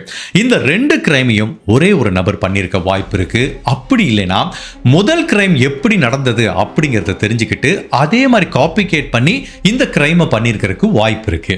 பட் இதுல ட்விஸ்ட் என்ன அப்படின்னா, இந்த முதல் கிரைம் எலிசபெத்தை கடத்தின குற்றத்துக்காக ரிச்சர்ட்ங்கிற ஒரு நபரை ஹேண்டிமேன் அரெஸ்ட் பண்ணி உள்ள வச்சிருக்காங்கல்ல. ரெண்டாவது இந்த கடத்தல் நடக்க முயற்சி பண்ணும்போது, ஒலிவியாவை கடத்த முயற்சி பண்ணும்போது ரிச்சர்ட் ஜெயிலுக்குள்ள இருக்கிறதுனால ரிச்சர்ட் இதை பண்ணியிருக்கிறதுக்கு வாய்ப்பே இல்லை அப்படிங்கிற மாதிரி தான் திங்க் பண்றாங்க. மேலும் இந்த 2 கிரைமையும் ஒரே ஒரு நபர் தான் பண்ணியிருக்கிறதுக்கு வாய்ப்பு இருக்குன்னு போலீஸ் சொல்ற ரீசன் என்னன்னா, முதல் கிரைம் சீன்ல எலிசபெத்தோட கிரைம் சீன்ல அந்த ஜன்னலுக்கு கீழே ஒரு சேர் இருந்தது அப்படிங்கிறத போலீஸ் பொது வெளியிலையும் மீடியாவிலையும் அது இன்ஃபர்மேஷன் கொடுக்கவே இல்லை. கண்டிப்பா அது ஒரு 3வது நபருக்கு தெரிஞ்சிருக்க வாய்ப்பு இல்லை. அந்த நபர் இந்த கிரைமை காப்பிகேட் பண்ணிருக்கிறதுக்கும் வாய்ப்பு இல்லை. அப்படின்னா எலிசபெத்தை கடத்திட்டு போன அந்த நபர் தான் ஒலிவியாவை கடத்த முயற்சி பண்ணியிருக்கான். பட் அதே டயத்தில் ரிச்சர்ட் ஜெயில இருக்கானா, அப்ப கண்டிப்பா ரிச்சர்ட் எலிசபெத்தை கடத்திட்டு போயிருக்க வாய்ப்பு இல்லைங்கிற மாதிரி தான் எல்லாரும் நம்புறாங்க, போலீஸை தவிர. ஏன்னா போலீஸ் ஒரே ஒரு விஷயத்தை தான் பிடிச்சிட்டு இருக்காங்க. அந்த ரிச்சர்ட் எலிசபெத்தை கடத்தினப்போ 100 மைல் டிரைவ் பண்ணிட்டு போயிருக்கான். அவன் எங்க போனா அதை சொல்லுங்கன்னு கேட்டா அவன் சொல்ல மாட்டேங்கிறான். ஈவன் அவனோட லாயர்கிட்ட சொல்லி கேட்கிறாங்க, அதை மட்டும் சொல்லு, இந்த எலிசபெத் கேஸ்ல இருந்து அவனை ரிலீஸ் பண்ணிடும்னு சொன்னா கூட கடைசி வரைக்கும் ரிச்சர்ட் சொல்லவே மாட்டேங்கிறான். அப்ப போலீஸ் இப்படி திங்க் பண்ணி பாக்குறாங்க, ரிச்சர்ட் தான் எலிசபெத்தை கடத்திருக்கான், அவனுக்கு யாரோ வெளியில இருந்து ஹெல்ப் பண்றாங்க, இந்த மாதிரி இன்னொரு கடத்தல் நாடகத்தை நடத்தினா ரிச்சர்ட் இதை பண்ணியிருக்க வாய்ப்பு இல்லைன்னு ரிச்சர்டை வெளியில விடுறதுக்கும் வாய்ப்பு இருக்கு அப்படிங்கிற மாதிரி ஒரு நிகழ்வு நிகழ்ந்திருக்குன்னு கண்டிப்பா இந்த ரிச்சர்ட் தான் எலிசபெத்தை கடத்திட்டு போயிருப்பான்னு இன்னுமே போலீஸ் நம்புறாங்க. இப்படி ஒரு குழப்பமான சூழ்நிலையில இருக்கும்போது ஒரு நாள் போலீஸ் டிபார்ட்மெண்ட்டுக்கு ஜெயில இருந்து பதட்டமா ஒரு கால் வருது. சார், நீங்க ரிச்சர்ட் ஒரு நபரை ஜெயில வச்சிருந்தீங்களா, அந்த நபர் திடீர்னு மயக்கம் போட்டு விழுந்துட்டாங்கிற மாதிரி சொல்றாங்க. ஹாஸ்பிட்டலுக்கு தூக்கிட்டு போறாங்க. அவனோட மூளைக்கு போற ரத்த நாளங்கள் வெடிச்சு செதறினதுனால இந்த ரிச்சர்டுங்கிற நபர் மரணம் அடைஞ்சிட்டான் அப்படிங்கிற மாதிரி டிக்ளேர் பண்றாங்க. இதை கேட்டு போலீஸ் டிபார்ட்மெண்ட் மட்டுமல்ல, கடத்தப்பட்ட எலிசபெத்தோட குடும்ப உறவுகளும் மிரண்டு போயிட்டாங்க. பிகாஸ் உண்மையிலேயே இந்த ரிச்சர்ட் தான் எலிசபெத்தை கடத்திருந்தா அவன் மட்டும் இந்த கல்லறைக்குள்ள போல இந்த மண்ணுக்குள்ள அவன் எலிசபெத்துக்கு சம்பந்தமான பலவிதமான ரகசியங்களை எடுத்துட்டு போறான். இப்ப ரிச்சர்ட் உயிரோட இல்லைனா உண்மையிலேயே எலிசபெத் உயிரோட வர்றதுக்கும் வாய்ப்பு இல்ல எலிசபெத் கொலை செய்யப்பட்டிருந்தா அவங்க உடல் எங்க இருக்குன்னு கடைசி வரைக்கும் கண்டுபிடிக்கிறதுக்கும் வாய்ப்பு இல்லை. அப்படிங்கிறதுனால இதுவரைக்கும் எலிசபெத் திரும்ப வந்துருவா அப்படிங்கிற நம்பிக்கையில இருந்த அவங்க அம்மா அப்பாக்கு இப்போ அந்த நம்பிக்கையில ஒரு பேரிடி விழுக ஆரம்பிக்குது. இப்படியே சில மாதங்கள் உருண்டோடிப்பது. போலீஸ் வேணா அந்த வழக்கை கிவ் அப் பண்ணலாம், மீடியா கிவ் அப் பண்ணலாம், ஒரு அம்மா அப்பா கிவ் அப் பண்ண முடியுமா? கண்டிப்பா விட மாட்டாங்க. என்னைக்காவது ஒரு நாள் எலிசபெத் தன்னோட வீட்டு கதவை தட்டுவா அப்படிங்கிற நம்பிக்கையில தான் அவங்க அம்மா அப்பா தொடர்ந்து போலீஸுக்கு அழுத்தம் கொடுத்துட்டு இருக்காங்க. அவங்க சைடு இருந்தும் எலிசபெத்தை தேட ஆரம்பிக்கிறாங்க. இந்த டயத்துல போலீஸ் அடிக்கடி அவங்க சகோதரி அந்த மேரிங்கிற பெண்மணி கிட்டையும் கேட்பாங்க, அந்த வாய்ஸ் யாருக்கு சொந்தமானதுன்னு உங்களுக்கு ஞாபகம் இருக்கானே. ஈவன் இப்படி அடிக்கடி கேட்கும்போது ஜெயில இறந்து போன அந்த ரிச்சர்டோட வாய்ஸை கூட கேட்டிருக்காங்க. அப்ப கூட அந்த மேரி என்ன சொல்லியிருக்காங்கன்னா, இல்ல என்னோட சகோதரியை கடத்திட்டு போனது ரிச்சர்ட் இல்லைன்னு சொல்லி இந்த மேரி சொன்னதுக்கு அப்புறம் கூட போலீஸ் அந்த ரிச்சர்ட் தான் சந்தேகப்பட்டு அவனுக்கு அவ்வளவு அழுத்தம் கொடுத்து தான் அவன் இறந்து போயிருக்கான்.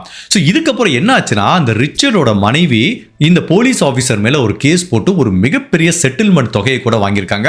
என்னோட கணவருக்கு அளவுக்கு அதிகமான மன அழுத்தம் கொடுத்து அவர் பண்ணாத கிரைமுக்கு இப்படி டார்ச்சர் பண்ணி கொலை பண்ணிட்டாங்க அப்படின்னு. சரி, ஓகே, இப்போ ரிச்சர்டோட கதை முடிஞ்சு போச்சு.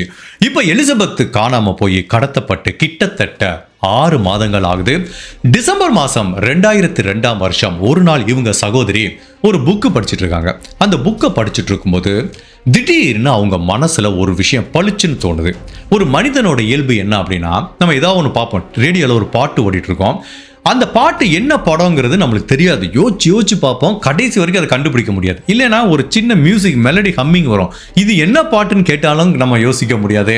இல்லை ஏதோ ஒரு நபரை பார்த்துருப்போம், அவன் பேர் என்னன்னு கேட்டாலும் நம்ம எவ்வளவு யோசிச்சாலும் வராது, அதை மறந்துடுவோம். அப்புறம் திடீர்னு ஒரு நாள் கேஷுவலாக ஏதோ பண்ணிட்டு இருக்கும்போது டக்குன்னு ஞாபகம் வரும்.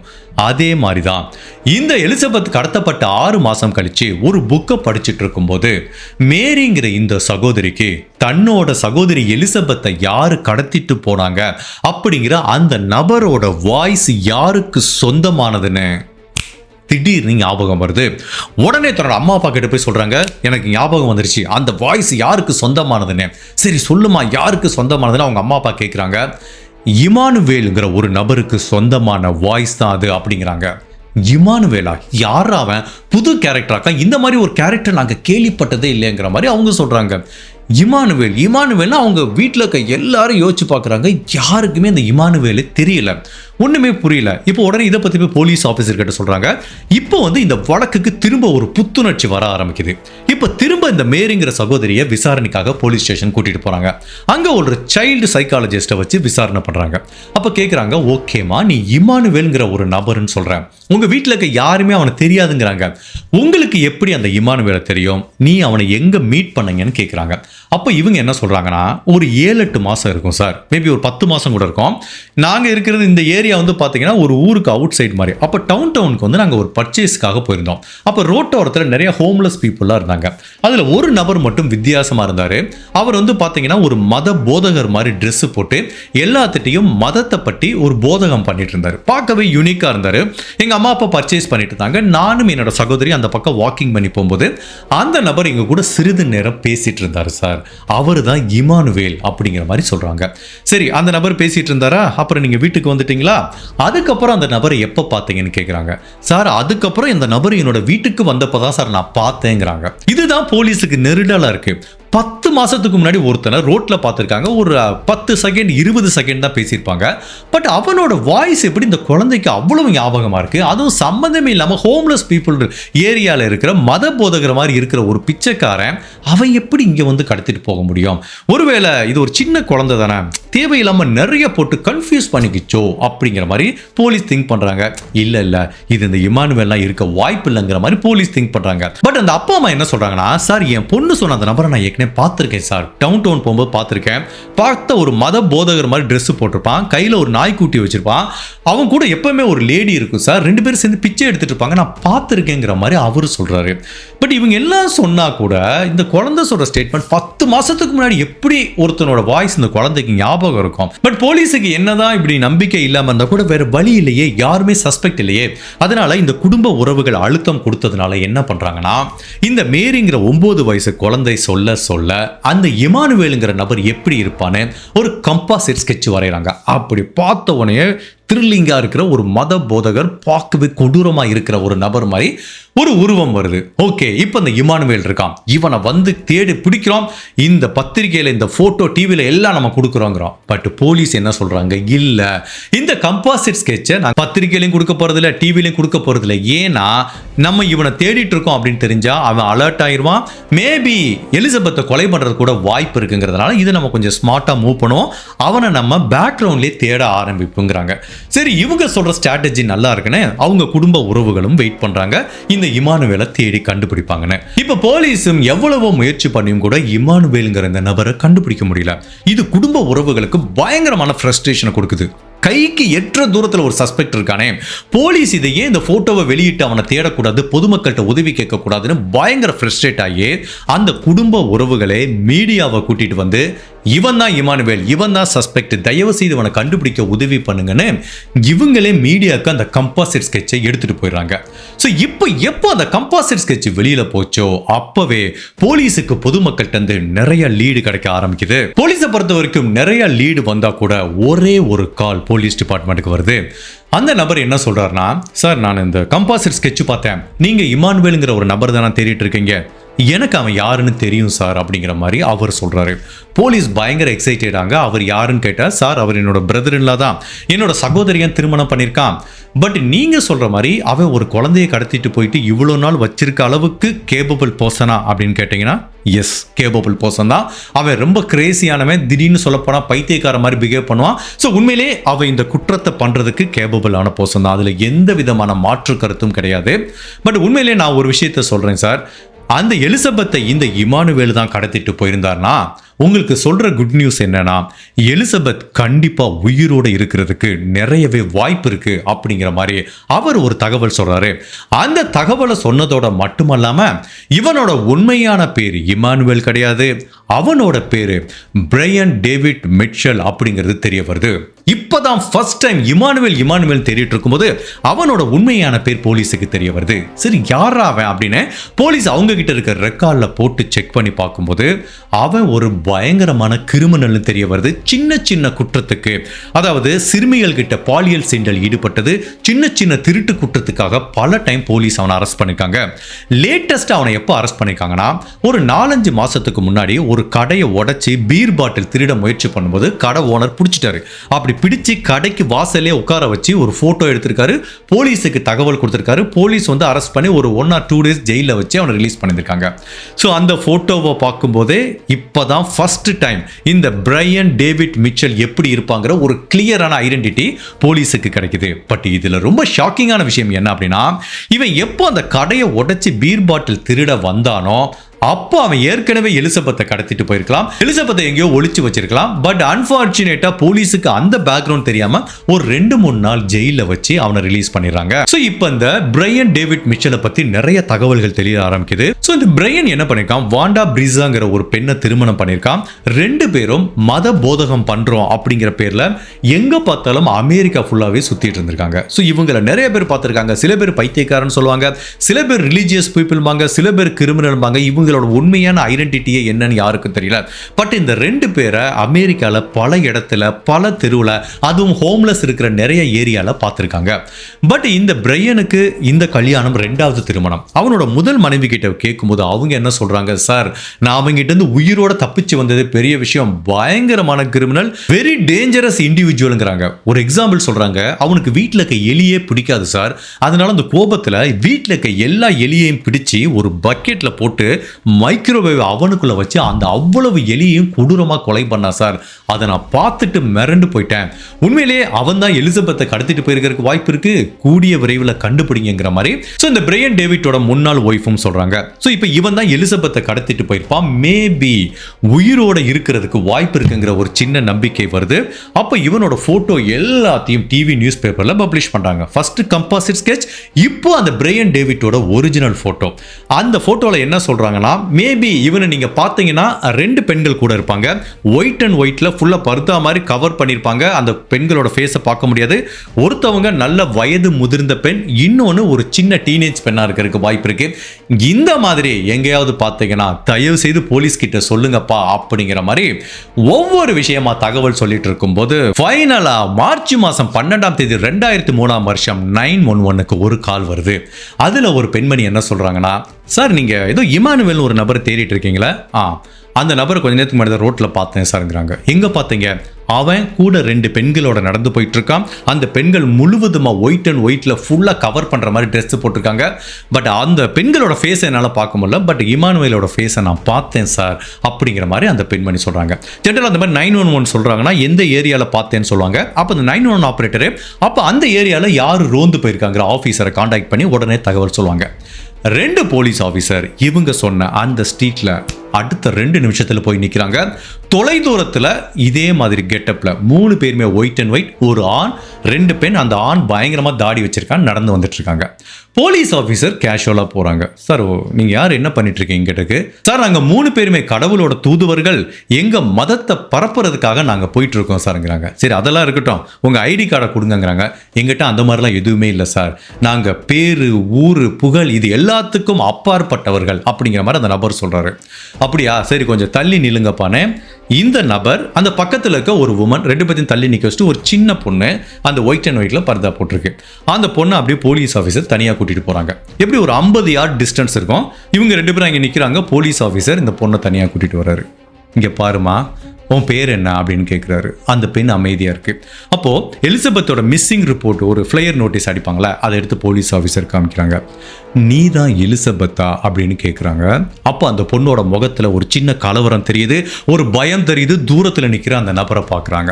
அப்போ போலீஸ் ஆஃபீஸர் திரும்ப சொல்றாரு, சி என்னோட கண்ணை பாரு, என்னோட கண்ணை பார்த்து தைரியமாக பேசு, you are safe, I am police officer, அவன் யாராக இருந்தாலும் உன்னை நான் காப்பாற்றுறேன், உண்மையில சொல்லி நீ தான் எலிசபெத்தா அப்படின்னு கேட்குறாரு. அப்பவும் அந்த பெண் கிட்ட இருந்து ஒரு மௌனம் வருது. தொலைதூரத்தில் இருக்க அந்த நபரை பார்க்குறாங்க. ஸோ போலீஸ் ஆஃபீஸர் எவ்வளோ பேரை பார்த்துருப்பாங்க, இந்த சின்ன பெண் அவனை பார்த்து பயப்படுறாங்கிறத போலீஸால யூகிக்க முடியுது. ஒரு வார்த்தை கூட பேசுறதுக்கு இந்த பெண் வந்து ரெடியா இல்ல. இப்ப அடுத்து போலீஸ் ஆஃபீஸர் கேட்கிறாரு, சரிம்மா நான் ஒன்னே ஒன்று கேட்கிறேன், நீ தான் எலிசபெத் அப்படின்னா உன்னோட கண்ணை மெதுவா சிமிட்டி காட்டுங்கிறாரு, இதை மட்டும் நீ பண்ணு போதுங்கிறாரு. ஓகே ரெடியா அப்படின்னு கேட்குறாரு. அப்போ அந்த போலீஸ் ஆஃபீஸர் அந்த சின்ன பொண்ணோட கண்ணை பார்த்துட்டே இருக்காரு.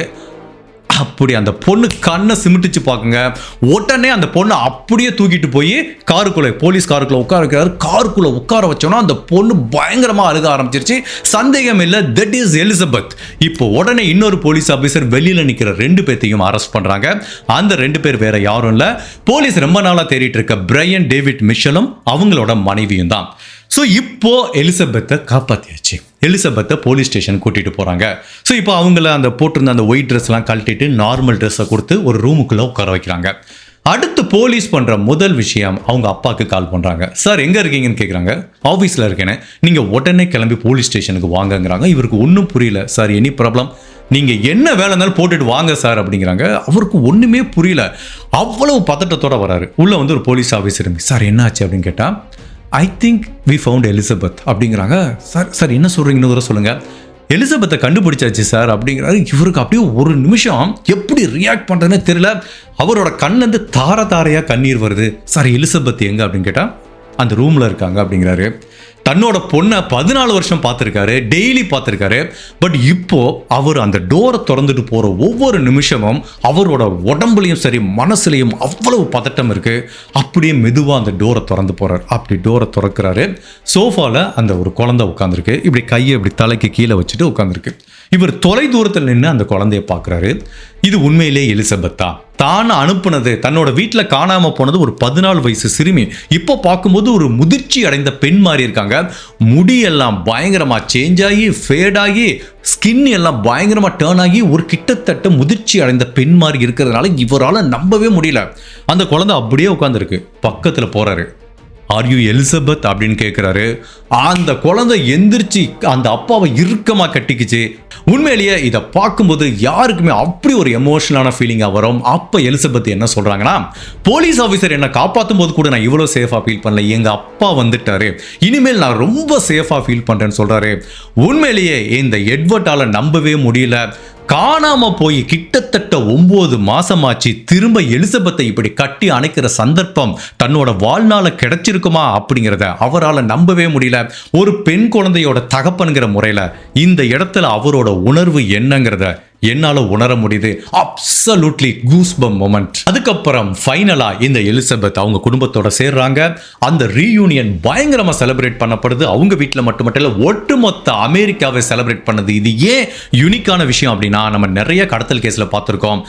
கடத்தப்படுற நபர்கள் உயிரோட வர்றதுக்குரிய வாய்ப்பு குறைவு. அதுவும் இந்த மாதிரி ஒரு சிறுமி திரும்ப உயிரோட வந்ததை யாராலும் நம்ப முடியல. உண்மையிலேயே இது ஒரு வித்தியாசமான மிராக்கலான கேஸ்ன்னு கூட சொல்லலாம். ஸோ எலிசபெத்தோட வருகையை அவங்க குடும்ப உறவுகள் எப்படி செலிப்ரேட் பண்ணாங்க அப்படிங்கிற அந்த ஃபோட்டோஸ், வீடியோஸ், கிளிப்பிங்ஸ்லாம் நீங்கள் பார்க்குறீங்க. கிட்டத்தட்ட 9 மாதம் தாங்கள் தொலைச்ச அவ்வளவு சந்தோஷத்தையும் திரும்ப வாரி எடுத்து அணைச்சிக்கிட்டாங்க. இதை பார்க்கறதுக்கே ஒட்டுமொத்த அமெரிக்கா மக்களுக்கும் அவ்வளவு ஒரு பேரானந்தமாக இருந்தது. இந்த கேஸ் நம்ம முடிஞ்சிருச்சுன்னு நினைச்சா ஆப்வியஸ்லி கண்டிப்பா கிடையாது. இதோட ஒரு பகுதி தான் முடிஞ்சிருக்கு. எலிசபெத்தை கடத்திட்டு போன அந்த நபர் யாருன்னு தெரிஞ்சா கூட எதுக்காக எலிசபெத்தை கடத்தணும், அவனோட நோக்கம் என்ன அப்படிங்கிறத வந்து எலிசபெத்துக்கிட்டேயே கேட்டு தெரிஞ்சுக்கிறாங்க. அதாவது தான் கடத்தப்பட்ட அந்த ஜூன் மாதம் 5ஆம் தேதியிலிருந்து தனக்கு என்ன நிகழ்ந்தது அப்படிங்கிறத ஒன்றா சொல்ல ஆரம்பிக்கிறாங்க. உண்மையிலேயே போலீஸ் மட்டுமல்ல, அவங்க அம்மா அப்பா மட்டுமல்ல, ஒட்டுமொத்த அமெரிக்காவும் இந்த பெண்ணோட மன தைரியத்தை பாராட்டாம இருக்க முடியல. உண்மையிலே எலிசபெத் தவிர யாராவது ஒருத்தர் இந்த இடத்துல இருந்தா இவ்வளோ நாள் சர்வே ஆயிருப்பாங்களா அப்படிங்கிறது தெரிய வரல. ஆக்சுவலா என்ன நடந்திருக்குன்னா, ஜூன் மாதம் 5ஆம் தேதி நைட்டு இவங்க தூங்கிட்டு இருக்கும்போது இந்த பிரையன் டேவிட் மிச்சல்ங்கிற நபர் துப்பாக்கி முனையில இந்த குழந்தைய கடத்திட்டு போறான். ஸோ அவங்க வீட்டுக்கு பின்னாடி இருக்கிற அந்த உடன் ஏரியால தான் கடத்திட்டு கூட்டிட்டு போறான். ஸோ நீ கத்தக்கூடாது, கத்துனா இங்கேயே உன்னை சுட்டு கொலை பண்ணிடுவேன் அப்படிங்கிற மாதிரி சொல்லும்போது ஃபர்ஸ்டே அந்த குழந்தைய கடத்தினதுலேருந்தே அந்த குழந்தையோட ஆள் மனசுல ஒரு மிகப்பெரிய பயத்தை வந்து விதைச்சிடறான். அதனால அந்த குழந்தை எப்பவுமே இவனை விட்டு ஓடி போகக்கூடாது, இவனை விட்டு போகக்கூடாது, சத்தம் போடக்கூடாது, இவனுக்கு எதிராக எதுவுமே பண்ணிடக்கூடாது அப்படிங்கிற ஒரு பயத்தை விதைக்கிறான். என்ன மாதிரி பயம்? ஒன்றை கொலை பண்ணுவேன், அதுக்கப்புறம் ஒட்டுமொத்த உன் குடும்பத்தையும் கொலை பண்ணுவேன் அப்படிங்கிற மாதிரி. ஸோ அந்த குழந்தைய துப்பாக்கி முனையில பல கிலோமீட்டர் நடந்து கூட்டிட்டு போறான். நான் ஏற்கனவே சொன்ன மாதிரி இந்த ஃபெடரல் ஹைட்டுங்கிற ஏரியாலேருந்து பக்கத்தில் இருக்க மலைப்பகுதியில் பயங்கரமான ஹைட்டான மலைப்பகுதியில் ஒரு 15 கிலோமீட்டர் மலைப்பகுதியில் கூட்டு போறான். அங்கே ஆள் நடமாட்டமே இருக்காது. ஸோ அந்த மலைப்பகுதியில் கூட்டிட்டு போகும்போது தொலை தூரத்தில் ஒரு டென்ட் இருக்கு. ஓகேவா, ஒரு டென்ட் போட்டிருக்காங்க. இந்த பொண்ணுக்கு ஒன்றும் புரியல. அந்த டென்ட்லேருந்து ஒரு பெண் வெளியில் வருது. நல்ல ஒயிட் கலரில் ஃபுல்லாக கவர்டாக ட்ரெஸ் போட்டிருக்காங்க. ஸோ அந்த பெண் தான் இவனோட மனைவி. ஸோ இந்த குழந்தைய உள்ளே கூட்டிகிட்டு போகிறாங்க. இந்த குழந்தைக்கு ஒன்றுமே புரியல, தன்னை என்னடா பண்ண போகிறாங்கன்னு. ஸோ இப்போ எலிசபெத்தோட ஆடைகள் எல்லாத்தையும் ரிமூவ் பண்ணதுக்கப்புறம் அவங்க வந்து ஒரு ஆர்டர் கொடுக்குறாங்க. அதாவது வந்து ஒயிட் கலரில் ஃபுல்லாக கவர் ஆகிற மாதிரி. இது எதுக்கு எனக்கு கொடுக்குறீங்க அப்படின்னு கேட்டால், நீ போட்டுக்கோமா சொல்கிறேங்கிறாங்க. போட்டு முடிச்சதுக்கப்புறம் சிறிது நேரத்தில் பிரையன் டேவிட் இந்த டென்ட்டுக்குள்ளே வரான். அப்போ அந்த எலிசபெத் கிட்ட என்ன சொல்கிறான், இங்கே பாரு எலிசபெத், இப்போ நம்ம 2 பேத்துக்கும் திருமணம் நடைபெற போது இனிமேல் நம்ம கணவன் மனைவிங்கிறான். இந்த 14 வயசு குழந்தைக்கு ஒண்ணுமே புரியல. டே, நீ என்னை கடத்திட்டு வந்திருக்கடா, நான் சின்ன பொண்ணுடா, இப்போ போய் கல்யாணம் பண்ண போறேன் அப்படிங்கிறா. நோ, இது கடவுள் எனக்கு இட்ட ஆணை, நமக்கு திருமணம் நடைபெற போதுங்கிறான். இந்த பொண்ணுக்கு என்ன பண்ண தெரியல, எதிர்ப்பு தெரிவிச்சா கொலை பண்ணிடுவான்னு அமைதியா இருக்கு. ஸோ அவனும் என்ன பண்றான், அவனோட மதப்படி ஏதோ சில சடங்குகள் பண்ணி இந்த பொண்ணை திருமணம் பண்ணிக்கிறான். திருமணம் பண்ணி முடிச்சதுக்கு அப்புறம் முழு இரவும் இந்த எலிசபெத்துக்கு பாலியல் தொந்தரவு கொடுக்குறான். சின்ன பொண்ணு எவ்வளவுதான் தாங்க முடியும். அந்த பொண்ணோட உடம்புல இருந்து எங்க பார்த்தாலும் ரத்தம் வலியுது. முழு இரவும் மயக்கத்தில் இருந்திருக்காங்க. இவன் என்ன பண்ணிருக்கான், அந்த பெண்கிட்ட பாலியல் வன்புணர்வு பண்ணதுக்கு அப்புறம் இவன் வேற ஒரு டென்ட்ல போய் படுத்துக்கிறான். முழு இரவும் அவ்வளவு வலியோட வேதனையோடையும் மயக்க இருந்திருக்காங்க. காலையில எழுந்து பார்க்கறாங்க, இவனோட காலை வந்து ஒரு செயின்ல கட்டி போட்டிருக்கான். அப்ப சொல்றாங்க, எனக்கு ஏற்கனவே உடம்பு சரியில்லை, நிறைய பிளட் வருது, எனக்கு தாங்க முடியல, வலி அதிகமா இருக்கு, இந்த செயினை கழட்டி விடுன்னு கேட்கறாங்க. இல்ல நீ தப்பிச்சு போயிடுவாங்கிறான். இல்லப்பா நான் தப்பிச்சு போக மாட்டேன், எனக்கு கொஞ்சம் கருணை காட்டுன்னு எவ்வளவு சொன்னா கூட அவன் கேட்கிற மாதிரி தெரியல. அப்பதான் இவங்களுக்கு புரியுது, நம்ம இவனை மீறி எதுவும் பண்ண முடியாது, இவனுக்கு அனுசரிச்சு போனோம், இவன் சொல்றதை கேட்டாதான் உயிரோட இருக்க முடியும் அப்படிங்கிற ஒரு ஆள் மனசுல ஒரு பயத்தை அவன் விதைக்க ஆரம்பிச்சிட்டான். அது ஃபர்ஸ்ட் இவன் கிட்னாப் பண்ணதுலேருந்து அந்த பயத்தை விதைக்க ஆரம்பிச்சிட்டான். இவங்களும் வேற வழி இல்லாம அந்த மலைப்பகுதியில் டென்ட்டுக்குள்ளேயே ஒரு வாழ்க்கையை வாழ ஆரம்பிக்கிறாங்க. ஸோ இவனோட மனைவியும் ஏற்கனவே அங்கே இருக்காங்க, அவங்க சப்போர்ட். சரி, எதுக்காக இந்த சின்ன பெண்ணை கடத்திட்டு வந்து திருமணம் பண்ணிக்கிட்டு இருக்கு? அவன் என்ன ரீசன் சொல்றான்னா, கடவுள் எனக்கு மேலேருந்து கட்டளை இட்டிருக்காரு, ஒன்று மட்டுமல்ல, இதே மாதிரி நான் 7 பெண்களை திருமணம் பண்ண போறேன். உன்னோட சகோதரி, உன்னோட கசின் 2-3 பேர் இருக்காங்க, எல்லாத்தையும் நான் திருமணம் பண்ண போறேன் அப்படிங்கிற மாதிரி இவன் சொல்லியிருக்கான். ஸோ இவனோட பிளான் என்னன்னா, மொத்தம் 7 குழந்தைகளை கடத்திட்டு வந்து திருமணம் பண்றது. கடவுள் தனக்கு ஆணையிட்டாருங்கிற மாதிரி கதையெல்லாம் விட்டுருக்கான். ஸோ இப்போ இதுலேருந்து என்ன தெரியுதுன்னா, இந்த எலிசபெத்தோட கசின் ஒலிவியாங்கிற ஒரு பெண்ணை யாரோ கடத்த முயற்சி பண்ணாங்களே, அதையும் இவன் தான் கடத்த முயற்சி பண்ணியிருக்கான். ஈவன் இந்த தங்கை மேரி அந்த பெண்ணையும் கடத்திருக்க முயற்சி பண்ணியிருக்கான். ஸோ ஒட்டு மொத்தத்தில் இந்த குடும்பத்தில் இருக்க எவ்வளோ பேரை கடத்திட்டு வர முடியுமோ இந்த மாதிரி வந்து திருமணம் பண்ணி அவங்கள பாலியல் வன்புணர்வு பண்ணணும் அப்படிங்கிறதான் அவனோட பிளான் வந்திருக்கு. ஸோ இப்படி எல்லாருமே அந்த மவுண்டெயினில் 3 பேரும் இருந்துட்டு வராங்க. பட் எவ்வளோ நாள் தான் சாப்பாடு இல்லாமல் சரியாக வசதிகள் இல்லாமல் இருக்க முடியும்? அப்போ என்ன பண்ணுறாங்க, சரி கீழே இறங்கி இந்த சால்ட் லேக் சிட்டி வருவோம், அங்க தேவையான பொருட்களை எல்லாம் வாங்கி இந்த பெண்ணுக்கு தேவையான உடையெல்லாம் வாங்கிட்டு திரும்ப அந்த மவுண்டெயினுக்கே போலான்னு கீழே இறங்கி வர்றாங்க. அப்போ எலிசபெத்துக்கு வந்து நிறைய ஆப்பர்ச்சுனிட்டி இருக்கு தப்பிக்கிறதுக்கு. பட் இருந்தாலும் அந்த கூட வர்ற இவனோட மனைவியும் இவனும் அந்த ரொம்ப ஸ்ட்ரிக்டா அவனை கூட்டிட்டு போறாங்க. வாயை திறந்த கொலை பண்ணிடுவானு. இவங்க ஒரு சின்ன பொண்ணுங்கிறதுனால இவங்க ஏற்கனவே ஒரு இன்டர்வியூல கூட சொல்லியிருக்காங்க, எனக்கு தப்பிக்கிறதுக்கு அவ்வளவு வாய்ப்பு இருந்தும் கூட ஏன் தெருவில் போகும்போது நான் கத்தி உதவி கேட்கலாம், அதை நான் ஏன் பண்ணலைங்கிறது எனக்கே தெரியல, ஏன்னா அவன் மேல எனக்கு அவ்வளவு பயம் இருந்துச்சுங்கிறாங்க. ஒரு போலீஸ் ஆஃபீஸர் ஃபைனலா எதிர்த்து நிற்கும் போதே அவங்களால பேச முடியல பாருங்க. ஸோ அதனால அவ்வளவு ஒரு மிகப்பெரிய பயத்தை இவங்க மனசுல அவன் விதைச்சிருக்கான்.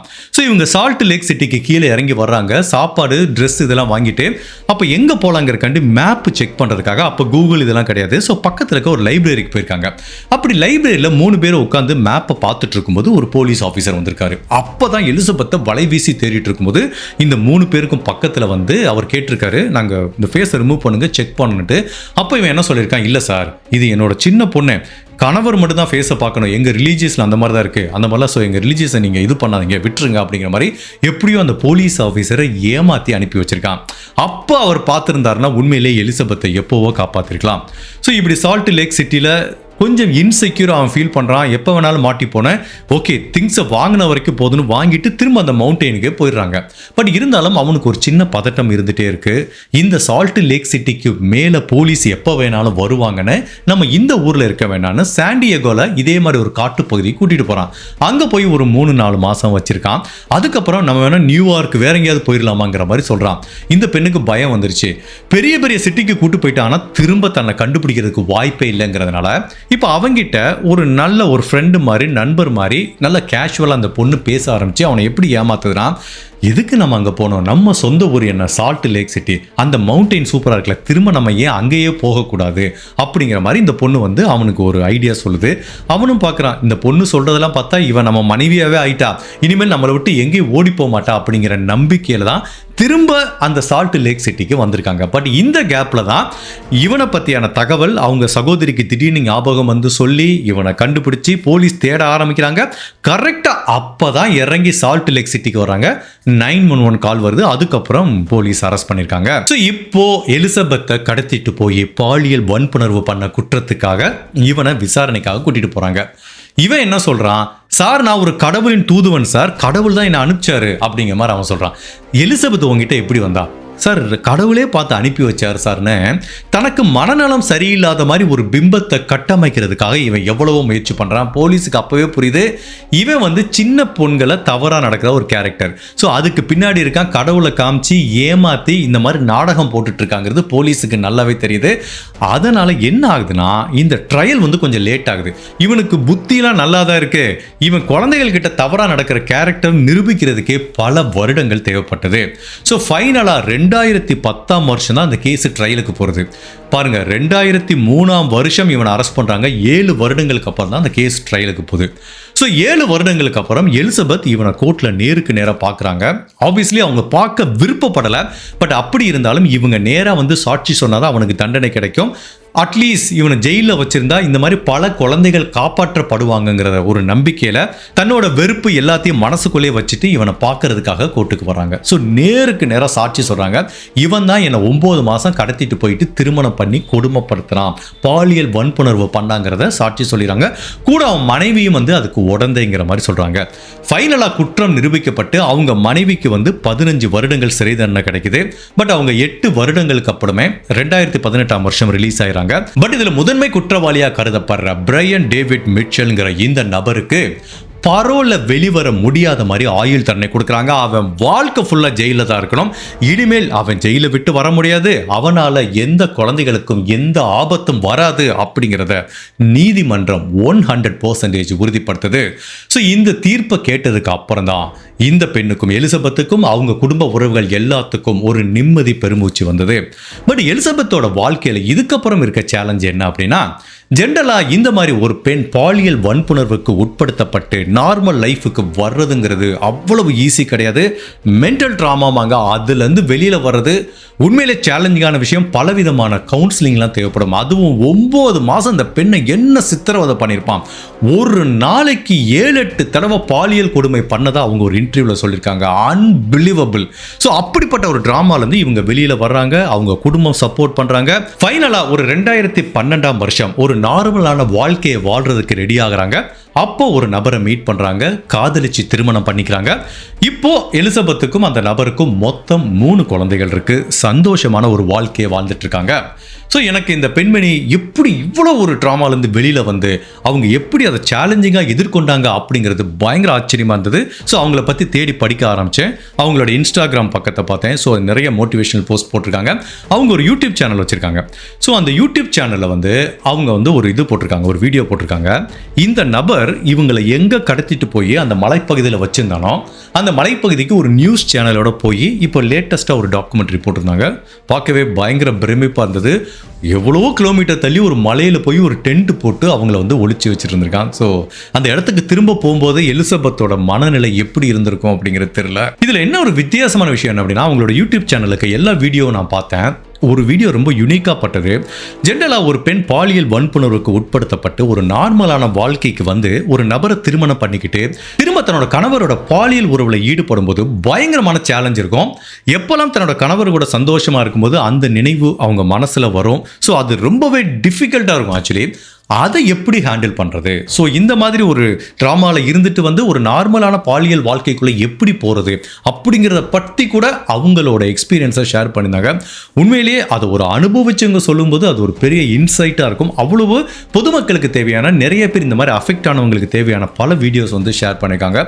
உண்மையிலேயே இவ்வளவும் கடந்து வந்து ஒரு நார்மலான வாழ்க்கையை வாழ்கிற அந்த பெண்மணி தைரியமான பெண்மணி தான். இது எல்லாத்தையும் தாண்டி அவங்கள பற்றி படித்து பார்க்கும்போது அவங்க ஒரு லாயராக வேலை பார்த்துட்டு இருக்காங்க. ஸோ ஃபைனலாக பலவிதமான படிப்பு படித்து இந்த இன்சிடென்ட்டுக்கு அப்புறம் அவங்க வாழ்க்கையில் பலவிதமான சேலஞ்சை கடந்து இன்னைக்கு வந்து ஒரு நல்ல பொசிஷனில் ஒரு குடும்பம் குழந்தைன்னு சந்தோஷமான வாழ்க்கையை வாழ்ந்துட்டு இருக்காங்க. ஈவன் அவங்க இன்டர்வியூல கூட சொல்லியிருந்தாங்கன்னா, நான் தப்பிச்சு போகிறதுக்கு எவ்வளோ வாய்ப்பு இருக்குது. நீங்கள் கேட்கலாம், ஃபர்ஸ்ட் டைம் மலையிலேருந்து இறங்கி வரும்போது எவ்வளோ ஸ்ட்ரீட்டில் போயிருப்பீங்களா, திடீர்னு ஒரு ஸ்ட்ரீட்டில் ஓடி போய் யார்கிட்டயே ஒளிஞ்சிட்டு என்னை காப்பாற்றுங்கன்னு சொல்லலாம்.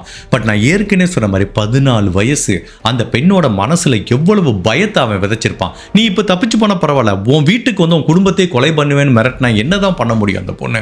ஸோ அதனால அவங்க சைடு தரப்பு நியாயத்தை எடுத்து சொல்லியிருக்காங்க. நான் என்ன மாதிரி மனநிலையில் இருந்தேன்னு. உண்மையிலே இது ஒரு பயங்கரமான த்ரில்லிங்கான ஹாரிபிளான கிரைமாக இருந்தால் கூட இதோட எண்டிங் வந்து ரொம்ப ஹாப்பியான எண்டிங்காக இருந்துச்சு. கொஞ்ச நாளைக்கு முன்னாடி ஒரு 2-3 வியூவர்ஸ் கேட்டிருந்தாங்க, ஏதாவது ஒரு கிட்னாப் கேஸ் போடுங்க பிரதர், ஹாப்பி எண்டிங் இருக்கிற மாதிரி, ஒரு குழந்தை பாம்பேயில் காணாமல் போய் வந்த மாதிரியோ, இல்லை இந்த மாதிரி ஒரு பையன் ஓடி போய் ஆஸ்திரேலியன் கப்பிள் தத்தெடுத்து வளர்த்துட்டு வந்தாங்களா, அந்த மாதிரி ஒரு ஹாப்பி எண்டிங் இருக்கிற மாதிரி போடுங்கன்னாங்க. ஜென்ரலாக 99% கிட்னாப் கேஸ் வந்து ஹாப்பி எண்டிங்காகவே இருக்காது. இது வந்து ரொம்ப ரொம்ப யூனிக்கான கேஸ். அதனால தான் நான் எவ்வளவு டைம் ஆனால் கூட எனக்கு தெரியும் உங்கள் டைம் 1 hour நான் எடுத்துக்கிட்டேன், பட் ரொம்ப டீட்டெயிலாக நான் சொல்லணும் அப்படிங்கிற மாதிரி ஆசைப்பட்டேன். ஸோ இந்த கேஸ் நம்மளுக்கு என்ன உணர்த்துது அப்படின்னா, நம்ம வாழ்க்கையில் பிரச்சனை இல்லாத மனுஷனே இருக்க முடியாது. இப்போ இந்த பெண்ணோட பிரச்சனையை பார்க்கும்போது நம்மளுக்குலாம் ஒன்றுமே இல்லைன்னு தோணும், சின்ன சின்ன விஷயங்கள் இருக்கும். ஸோ சில பேர் நம்ம நினைப்போம், வாழ்க்கை சார் என்னடா பிரச்சனை, வாழ்க்கையே முடிஞ்சு போச்சுரா அப்படின்னு நம்ம நினச்சா கூட, நம்ம வாழ்க்கை என்ன ஒரு பாதாளத்தில் போய் இருந்தால் கூட அந்த வாழ்க்கையை எந்த இடத்துல வேணாலும் திரும்பவும் நம்மளால் சீரமைக்க முடியும் அப்படிங்கிறதுக்கு இந்த எலிசபெத்தோட கேஸும் அவங்களோட லைஃபும் ஒரு பெஸ்ட் எக்ஸாம்பிள். ஸோ என்ன துயரம் வந்தாலும் என் வாழ்க்கை முடிஞ்சு போச்சுன்னு நினைக்காங்க. ஒரு 14 வயசு பொண்ணு இந்த மாதிரி ஒருத்தவங்க கூட காட்டில் மாட்டிக்கிச்சுன்னா அந்த பொண்ணு என்ன நினைச்சிருக்கோம், உயிரோட போவோமான்னு தெரியாது, இல்லை வாழ்க்கை ஃபுல்லாக இவங்க கூட இருப்போமான்னு தெரியாது. பட் அப்படி இருந்தாலும் நம்பிக்கையாக போராடி வந்து திரும்ப லாயருக்கு படித்து திருமணம் பண்ணி ஒரு நார்மலான வாழ்க்கையை வாழ்கிறாங்கன்னா கண்டிப்பாக இதை விட குறைவாக பிரச்சனை இருக்குது. நம்ம எத்தனையோ பேர் அதையும் கடந்து வந்து ஒரு நிம்மதியான வாழ்க்கையை வாழ முடியும். ஸோ இந்த எலிசபெத்தோட கேஸை வந்து நம்ம ஒரு ரியல் டைம் மோட்டிவேஷனல் கேஸாக கூட எடுத்துக்கலாம். அதுவும் இல்லாமல் இப்போ நிறைய பாலியல் வன்புணர்வு கொடுமை நடக்குதுல, அப்போ இந்த பெண்கள் என்ன நினச்சிப்பாங்கன்னா, தான் மேலே தான் தப்பு நினச்சிப்பாங்க. எவனோ வந்து அவங்கள சீரழிச்சிட்டு போனதுக்கு தன்னை குற்றவாளி மாதிரி வீட்டுக்குள்ளேயே முடங்கி கிடக்கிறது, நம்மளை பற்றி 4 பேர் என்ன நினைப்பாங்க அப்படிங்கிற மாதிரி ஒரு பதட்டம் இருக்குது. ஸோ அவங்களாம் அந்த கேஸை பாருங்கள், இந்த மாதிரி பாலியல் வன்புணர்வு பண்ணுறதெல்லாம் தெருவில் போகிற நாய் கடிச்சு வைக்கிற மாதிரி, அதை தள்ளி விட்டு ஒரு ஊசியை போட்டு வந்து நம்ம வேலையை பார்த்துட்டே இருக்கணும். ஸோ அந்த மாதிரி இன்கேஸ் ஏதோ ஒரு பொண்ணுங்க உங்கள் வாழ்க்கையில் அந்த மாதிரி ஒரு கொடுமையை அனுபவிச்சிருந்தா வீட்டுக்குள்ளே முடங்கி கிடைக்காம, நீங்கள் வந்து உங்களை பற்றிய தாழ்வு மனப்பான்மையை நினைக்காம, குற்ற உணர்ச்சியாக நினைக்காம, உங்கள் மேலே தப்பு இல்லை அப்படிங்கிறத நினைங்க. எவனோ பண்ணிட்டு போனதுக்கு நீங்கள் பொறுப்பு கிடையாது. எலிசபெத்தை பாருங்க, 7 மாதம் அவளை கொடுமையை அனுபவிச்சுட்டு வந்து இன்னைக்கு ஒரு வாழ்க்கையை வாழ்கிறாங்கன்னா உங்களாலையும் அந்த மாதிரி ஒரு வாழ்க்கையை வாழ முடியும். ஸோ இந்த மாதிரி பாலியல் வன்புணர்வு குற்றத்துக்கு உட்படுத்தப்பட்ட பெண்கள் எப்பவுமே குற்ற உணர்ச்சியாக ஃபீல் பண்ணாங்க. இந்த கேஸை ஒரு பெஸ்ட் எக்ஸாம்பிள் எடுத்துக்கோங்க. என்னை பொறுத்த வரைக்கும் கிரைம் அப்படின்னாலே எல்லாமே ஒரு நெகட்டிவ் ஷேடை தான் நம்ம பார்ப்போம். பட் இந்த கிரைம் நான் ரொம்ப பாசிட்டிவாக பார்க்குறேன். வாழ்க்கையை எப்படி எடுத்துகிட்டு வாழணும் அப்படிங்கிறதுக்கு. ஸோ இன்கேஸ் இந்த வீடியோ உங்களுக்கு ரொம்ப யூஸ்ஃபுல்லாக மோட்டிவேஷ்னலாக கூஸ் பம்பாக இருந்துச்சுன்னு ஃபீல் பண்ணிங்கன்னா ஒன்று பண்ணுங்கள், உங்கள் ஃபேமிலி மெம்பர்ஸ் ஃப்ரெண்ட்ஸ் எல்லாத்துட்டும் இந்த வீடியோ ஷேர் பண்ணுங்கள். இது நிறைய பேர் போய் ரீச் பண்ணும்போது ஆட்டோமேட்டிக்காக இந்த பாசிட்டிவ் வைப்ரேஷன் நிறைய பேருக்கு பரவும். அட்லீஸ்ட் யாராவது ஒருத்தருக்கு இந்த வீடியோ பயனுள்ளதாக இருக்குங்கிற மாதிரி நான் நம்புகிறேன். So again once again I'm sorry, உங்கள் டைம் நிறையா எடுத்துக்கிட்டேன்னு நினைக்கிறேன். நான் ஏற்கனவே சொன்ன மாதிரி எனக்கு பார்ட் 1 பார்ட் 2 போகிறதுல சுத்தமாக இஷ்டம் இல்லை. பட் 1 hour வீடியோ உங்களால் லென்த்தியாக பார்க்க டைம் இல்லாட்டா கூட ஜஸ்ட் பாருங்கள், ஸ்டாப் பண்ணுங்கள். உங்களுக்கு எப்போ டைம் கிடைக்குதோ மீதம் வீடியோவை பாருங்கள். ஸோ இந்த எலிசபெத் கேஸை பற்றி நீங்கள் என்ன நினைக்கிறீங்க? உண்மையிலே எனக்கு ரொம்ப எமோஷனலாக இருந்துச்சு. அந்த பொண்ணு அவங்க அப்பாவோட சேரும்போது என் கண்ணிலேருந்து கண்ணீர் வந்துச்சு. ஒரு பெண் குழந்தையோட அப்பா அப்படிங்கிற முறையில் அப்சல்யூட்லி அந்த கூஸ்பம் மொமெண்ட்டை என்னால் ஃபீல் பண்ண முடிஞ்சிச்சு. நீங்கள் என்ன ஃபீல் பண்ணீங்க? இந்த கேஸில் எது உங்களை ரொம்ப பாதிச்சிச்சு? உங்களோட கருத்தை மறக்காமல் இந்த வீடியோவில் பதிவு பண்ணுங்கள். இந்த மாதிரி அனதர் கேஸில் உங்களை சந்திக்கிறேன். Till then stay safe, take care. பாய்.